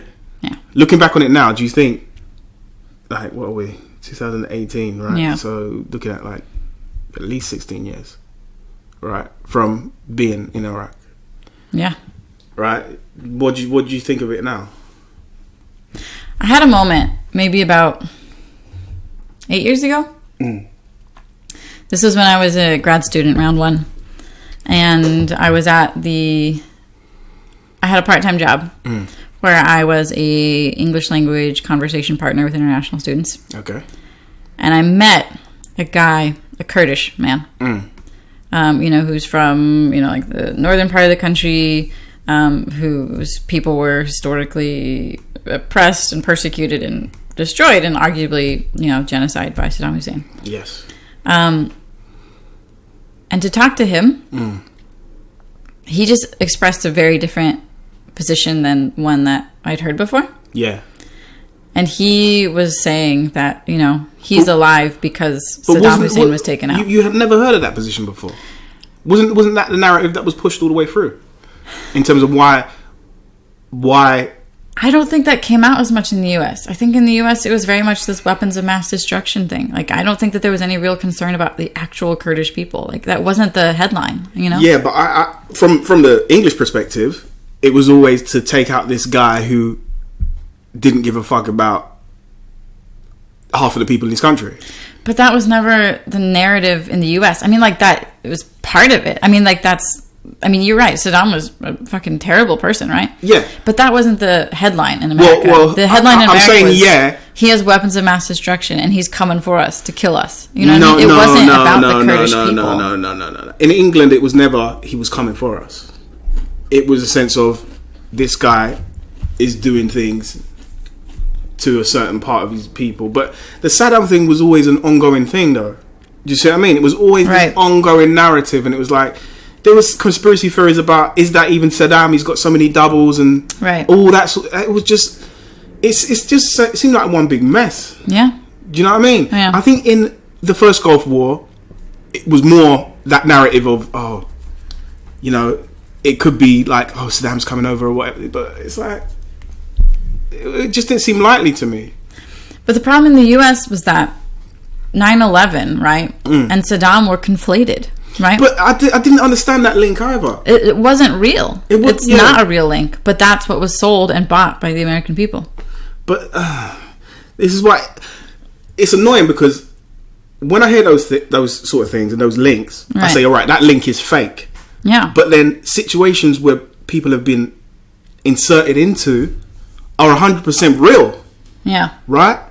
So you're there on a mission... like your brother, for a real purpose, or what you believe to be a real purpose, right? Right. But politically, if you lay it all on the table, the links are there's some tenuous links there, right? Definitely. And so you're questioning. Like if I was a soldier over there, I'd be questioning. Well, what are you trying to say? Are you trying to say they did it? Are you trying to say that they've got these weapons? Where are these weapons? Do you see what I mean? There would have been a lot of doubt going through my mind. Right. Did your brother ever address any of those sort of doubts, or he had not really put his feet in enough? I don't think he was that politically minded. Do you think that's a problem with soldiers? Do you think they should be more politically astute? I don't know, to be honest, because I think if they were more politically astute, then they wouldn't be soldiers. I think that as well. I mean, that's not to say that I've certainly met, soldiers who don't have right-wing belief systems, but I don't think that I think that they tend to be kind of more the higher-up officer types. Do you believe it's a left-wing, right-wing thing? In the US, in terms of public opinion, yes. Because I think people with left-wing beliefs could still believe in military action. They can. Yeah. And I know several who do. That do. Yeah. I don't know. It's such a... But I also see them want to shift out of those roles. I see them realize that, gains aren't made militarily, they're made diplomatically. And that is the point, right? Yeah. I think that is the point. But, I don't know. So you never discussed politics with your bro at all? I was 18. He was 21. Most people, when they have siblings, like they become friends as adults. You know what I mean? Yeah. And I just never really had that opportunity. You never had that chance. Yeah. Yeah. It's crazy. It is crazy. So, where are we now? You're almost come full circle now, right? I guess so. Yeah. So let's talk about the present day. Or is there anything else you want to touch on quickly? I had meeting with Bush was really a big deal. Yeah. I had the opportunity to ask lots of questions. Mm-hmm. I spent about 45 minutes talking to him personally, which was incredible that he gave me that time of day. Amazing, yeah. And I spent my time asking about things that had nothing to do with Iraq. Why? I don't know. I just thought, when else am I going to have a chance to ask the president about why we still have an embargo on Cuba? Or, you know what I mean? So as an 18-year-old coming out with these statements, was he shocked? Yeah, he was totally blown away. Was he? Yeah. Why were you like that at 18? I think I was just kind of an annoying know-it-all, to be honest. Yeah. Yeah. So, I asked him about, the acts of terrorism that were happening in Indonesia and why that wasn't getting more, media play. Yeah. I asked him... Oh, gosh. I think I asked him about the Tamil tigers. I took that as an opportunity to explore all these these different topics. Were you trying to test him? I think to some extent I was just trying to show him that the youth of America know what's up. Yeah. We're not passive. We're not standing by. Yeah. Because basically you represent the internet age, right? The age where you can get your sources of information. We've talked about getting your source of information from older books. Right. But at the same time, it's way better information via the internet than your parents ever had, right? Yeah. And Bush himself. Certainly more access. Yeah, more access. Yeah. Right? From different sources as well. Different sources, yeah. Yeah, different streams of information. Yeah. So you're asking him all these questions, and you feel satisfied? I felt satisfied that he was actually answering me. And I felt satisfied that he was giving me the time of day. Was Rumsfeld there as well, Donald Rumsfeld? I think he was in the other room. Yeah. Damn. Big hitters. Yeah, that was a pretty crazy experience. My parents were not thrilled with me. I think that they were a little bit confused why I was did you know deviating in terms of content. Did they know that you knew all this shit? No. I think they had no idea that these were the things that I thought about. Damn. So do you think they resent you for that? Like using that opportunity to talk about, like, because some people will use the opportunity to talk about their brother and only their brother. Right. But you use the opportunity almost to talk about the landscape of the world. Yeah. You're talking to the quote unquote leader of the free world. Exactly. I don't like that statement, but I don't either. But it is what it is, right? What's used, yeah. You're talking to the big dog, right? Right. And then you've used the opportunity to speak for other people, not yourself. Do you see what I mean? Yeah. Like that is maturity on a next scale that people probably wouldn't even get to because they'd be so emotionally invested in their own tragedy that they wouldn't be able to even verbalize those sort of things. But you're trying to work out. Yeah. You know what I mean? You took a big bite. I think at the time I just really wanted to... I don't know. I think I was also a little bit trying to distance myself from the reality of the loss. So almost like you didn't want to talk about Iraq. Yeah. And I think that my parents had done it enough for all of us. Yeah. And I just felt like, when else do you get this opportunity? No, never. Never. Yeah. You might get it again. Well, so the funny thing, I would say, maybe a year and a half later or so. I don't know if you remember Petraeus, who was a former U.S. commander of COIN. He was a bigwig. He was a general in the U.S. Army. Okay. He was running the show for a bit. Yeah. He had a big sex scandal a few years back. I think he was sleeping with his biographer or something like that. And there was a whole hubbub. But at the time, I saw him speak at a public event. Okay. At university. Yeah. And I and my parents, to some extent, had become somewhat close to some of the other men that my brother had served with. Yeah. I think that my parents really appreciated that connection. Yeah. I think that they really, there were a few interactions and meetings, and I think my parents really took a lot from that. Yeah, that's because I was going to ask you that actually. Like, I don't know. This sounds like not a horrible question, but like, was there like a tapering off period in terms of like how much the army could do for you? Do you see what I mean? Like, the incident happens, and then you get to see the president, and then it's like, some organizations will be like out of sight, out of mind, right? Because they've still got their own personal objectives, right? So was there like a system in place to deal with? Oh, there's a very strong system in place to deal with this shit. Yeah. Like they assign you like an officer who basically hangs around and helps you make arrangements for funerals. But is that to make sure you don't feel resentment towards the States at all? Perhaps. I think that they're there to be a sounding board. I think that they're there to be informal. Like a go-between? Support, yeah. Yeah. And they were incredibly, the Sergeant Hill, who was assigned to us, he was incredibly helpful. He really, really took care of my parents in the ways that they needed and the ways that they appreciated. Yeah. And so I feel like, my parents really appreciated that opportunity to have that kind of support. And, he was there to help with funeral arrangements and with, all those sort of logistics. And he went with us to meet Bush. And so he was really kind of like part of the family for a month. And so you met the other guy? So Petraeus. So like I was saying, my parents, they'd started to develop a bit of a connection with some of the other men who my brother had served with. And there was one in particular who had pretty explicit issues with PTSD. And he was not, and I would argue that the military still is not adequately addressing that in the U.S. Yeah. That they're not providing enough support. So it's like Vietnam all over again? I don't think it's, I don't know. Maybe not at that level.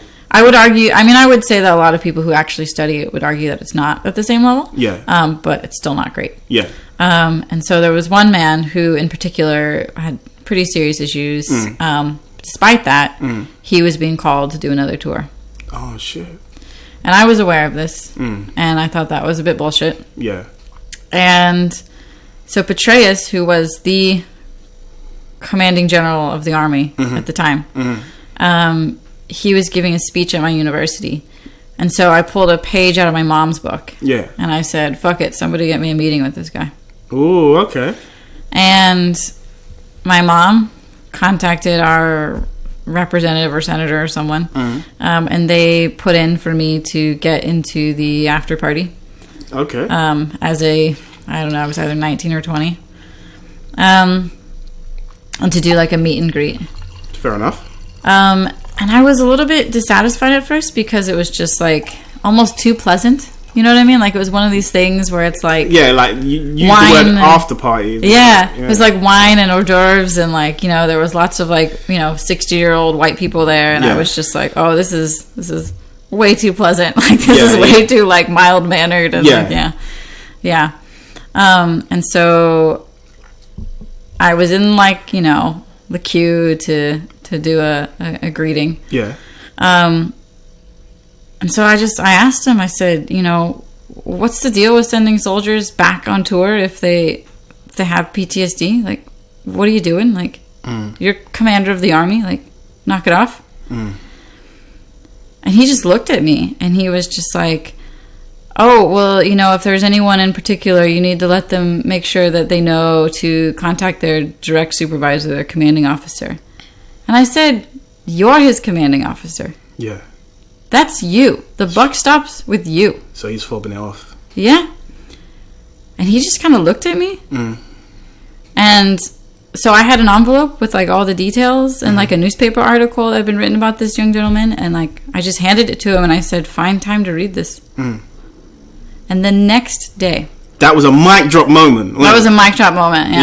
Yeah. So mic drop moment. I went and pounded a bottle of wine or something after that. Damn. And because you knew you were on like the CIA list after that. I was like, oh, I'm totally fucked. Yeah. And so the next day. Yeah. This guy, this serviceman, called my mom because he was like, the Surgeon General of the Army contacted me to ask if I needed support. Crazy. And what did he say? And he didn't go back on tour. Like, they rescinded his requirement. Wow. So you, in a way, you saved his life. But I've really come around on thinking on that. Because in my mind, at the moment, I was like, yes, like, that's a victory. Like, I did that. But then, like, a month later, I started thinking, who else is going instead? Yeah, but it's always someone you don't know, right? Yeah, but isn't that shit? It is shit. Because, again, it's like the army thing, right? Yeah. Your people make it back safe, someone else's don't. Right. So, yeah, basically, yes. But you dealt with the situation admirably. But I just look back on that moment and, like, I'm happy that he didn't have to go. Did you see a little bit of your brother in the guy? Is that what you were doing there? In a sort of shrink psychiatrist way? I think he felt really bad about what happened to my brother. Yeah. And I think that was really apparent. And I think that he really struggled with that. But I'm talking about your actions, or what you did. I think I felt bad for the guy. Yeah. And I think that I wanted to have an impact. I mean, do you know what he did? Do you know what he did after that? He got married and he had kids and lived. He's now like a graphic designer or something. Oh, like, sweet. Yeah. Like, and it's crazy because I have this picture of him like in Saddam's castle, like sitting on like this plush leather red chair, like smoking a cigar. Deep. Yeah, and every so often I look at that picture of him and I just think like, it's crazy. Yeah. I take that image and I'm like, he shouldn't be there. I don't know. What would you do if you stormed a dictator's palace? No, but I wouldn't storm a dictator's palace. That's what I'm trying to say. Yeah, I know what you're saying. Yeah. I know. There's too many tangents, right? Yeah. It's like playing a video game. Not to put in that context, but it's like playing a video game with like millions of alternatives of what could actually happen. Yeah. That's life, right? Yeah. It's a crazy situation. Yeah. So, London, new degree. London. New degree. Yeah. You sort of mentioned what brought you here, but you broke up with your boyfriend. Is that the reason or not? So he like stole my money and ran off with someone else. Damn. Yeah. So do you know where he is? I imagine France. So, oh my god. Damn, just when I thought we were wrapping it up, like, you just hit me with this one. Shit. Yeah. So, but I never understand that. I hear women say that a lot. Yeah. I'm not going to be funny, right? Okay, yeah. I hear women say that a lot. Mm-hmm. No girlfriend of mine could ever steal my money. I'm sorry. Right. She could. How is that possible?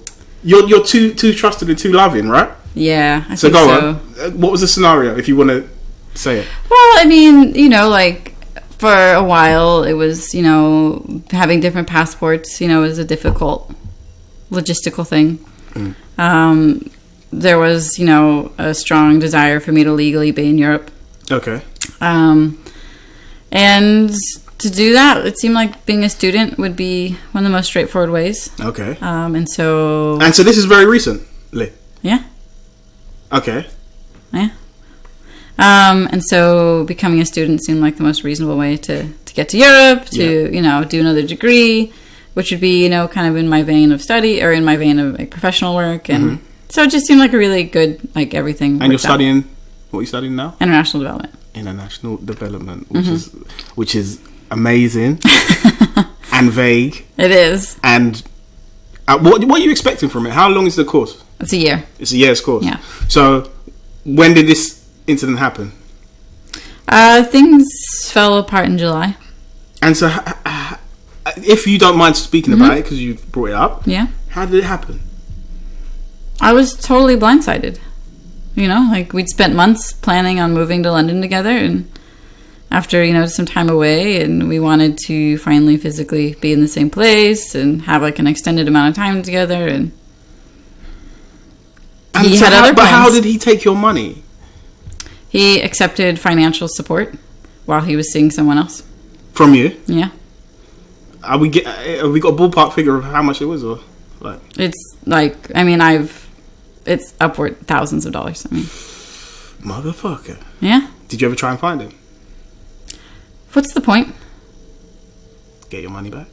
I'm not going to. And how did you know he was seeing someone else? He told me. And so, had you spoke to him once you realised that he took your money? There's been a few negative interactions, if that's what you mean. Yeah. Yeah. So what, are you sworn off men now? Yeah. Seriously? Hardcore lesbian now, right? No, not necessarily. But just like, what's the point? There is a point. Is there? Yes. Because that I see money as just, like, how people say it's a social lubricant. It helps. It gets you places, right? Mm-hmm. But I see it as corny as it is, it's a reward for what you've put in. Is it? It's not, but that's what it culminates into. It literally equals time. Does it? It literally, well, unless you're rich, it literally equals time stolen from you. I know your job in your profession is different because you did it for the love. You never did it for the money. Right. But some people work to survive, right? Some people work to accumulate enough wealth so that they're comfortable in the situation. But I wouldn't necessarily argue that working is directly indicative of wealth. Plenty of wealthy people don't work, and plenty of people who work their asses off don't get by. Yeah, that's true. But you were the one that mentioned what he took. Right. You could have said he took my dignity. Well, I think there's also some of that, yeah. Yeah, but you said he took my money. That's what you said. So it's significant enough to mention it. Do you see what I mean? It is significant, yeah. Exactly. And it's a piss take. Well, I just don't think that if you're seeing someone else that you should be asking for financial support from. Well, but did you ever, was there anything ever in your head where you were like, oh, this is not right? No. I literally had no idea. Because you'd been together 4 years? Yeah. So how did you know he was seeing something? He just told you, he just said... Yeah. What, another French lady or someone he's working with, or did you know her? Someone he's working with. You knew her? No. Damn. And you didn't want to go back and ruin his life at all? How would I even do that? And Send what would them be this the podcast. point? We're on to you, mate. We're on to you now. We got a squad. We're going to assemble someone. We're coming for you. No, I mean, it's one of those things where he's not going to realize what a fuck up this is until 10 years from now. You know what I mean? When you're president. No, of the United States no, of America. none of that. Yeah. No, but I mean, I think sometimes, like, when you do something really wrong, Yeah. you don't want to recognize that what you've done is really wrong, right? So, are there things in your life where you don't really recognize and appreciate how fucked up something you did was until 10 years later? No, I understand the statement. Yeah. But there's no way that he didn't understand. I understand, but he maybe he doesn't feel anything right now, right? Certainly, yeah. Because to do something fucked up and to not do something fucked up, the only difference is emotion. Do you see what I mean? Yeah. So the act is still the same with both people, but one feels it. So that feeling might be enough to stop them from doing it or to confess that they've done it. Where another person, they're just withdrawn from it. So only until something happens to them, I think people who are more emotionally developed are less likely to do those sort of things. Perhaps, yeah. Do you see what I mean? Because they have the empathy to say, I'm going to put myself in their position. If that happened to me, I'd be fucking devastated. Right. Like, if I was with a girl for 4 years and then she stole my money, well, you know what I mean? I'd be ruined. You know what I mean? I don't know what I'd do. Yeah, imagine, like, you know, you're working, you're supporting her lifestyle, and she's seeing someone else. Oh my God. I know. Shit, isn't that? And there's no way to... I see what you mean, though, in a sense, because there's no way to redress that balance. No way. That's a demon, and that's trouble within that person. Yeah. So irrespective of what you did for them or what you can do for them or what you can do to them... Right. That's their demon. So it's not really a thing on you. No, I don't think it is. Yeah. I don't think it's my fault or anything to do with me. Did you question yourself, though? Because, you know, like, some girls get cheated on and they go, oh, I could have been a better girlfriend or... No. I mean, through this whole... I mean, like, a lot of people, when they go through a breakup, right, like, they think, like, oh, there's something wrong with them. Yeah. That hasn't occurred to me at all. I've just thought, wow, my best friend turned out to be a dick. Yeah. And he's British as well, man. He let the side down. And then so in a way, this London thing is like, I've done it now. Yeah. It's booked. I'm going to ride it out. I mean, my visa, like, I'd already... But what about, like... everything was already sorted. What about student fees and all that sort of stuff? I have a fellowship. Oh, okay. Yeah. So you're just a gifted, lucky person, right? I am incredibly lucky right now. I can't believe how lucky I am. So you're using the experiences... You know, there's so many things that... It's not... Do things happen to people, or is it just par for the course? That's life. It's life. Because you know when someone says something happened to me, well, life happens to everyone, right? Life happens to everyone. Yeah. So it's not so much that it happened to you, but that's what went on in your life. Yeah. And so where you are now, are you at the best place you've ever been, or is it still getting there, like getting over what's just happened? I think talk to me in like 2 months and I'll be at the best place I've ever been. Yeah, a couple nights out in Brixton, and you'll be loving it, right? So, no, I don't know. It's been a great conversation. Yeah. Thank you. Thank you. We'll do a part 2, maybe like less intense on something outside of your life and just talk about general stuff, right? What else are you interested in? Like, what are your hobbies?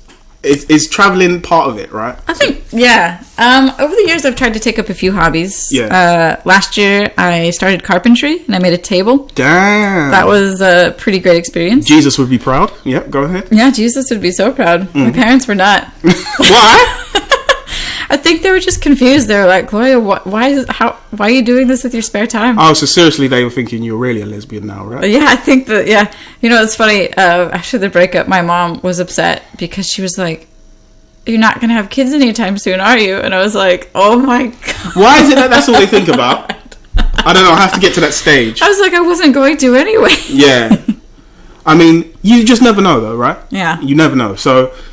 yeah, don't rule that out. You might just meet someone you just don't know. But, yeah, apart from that, carpentry?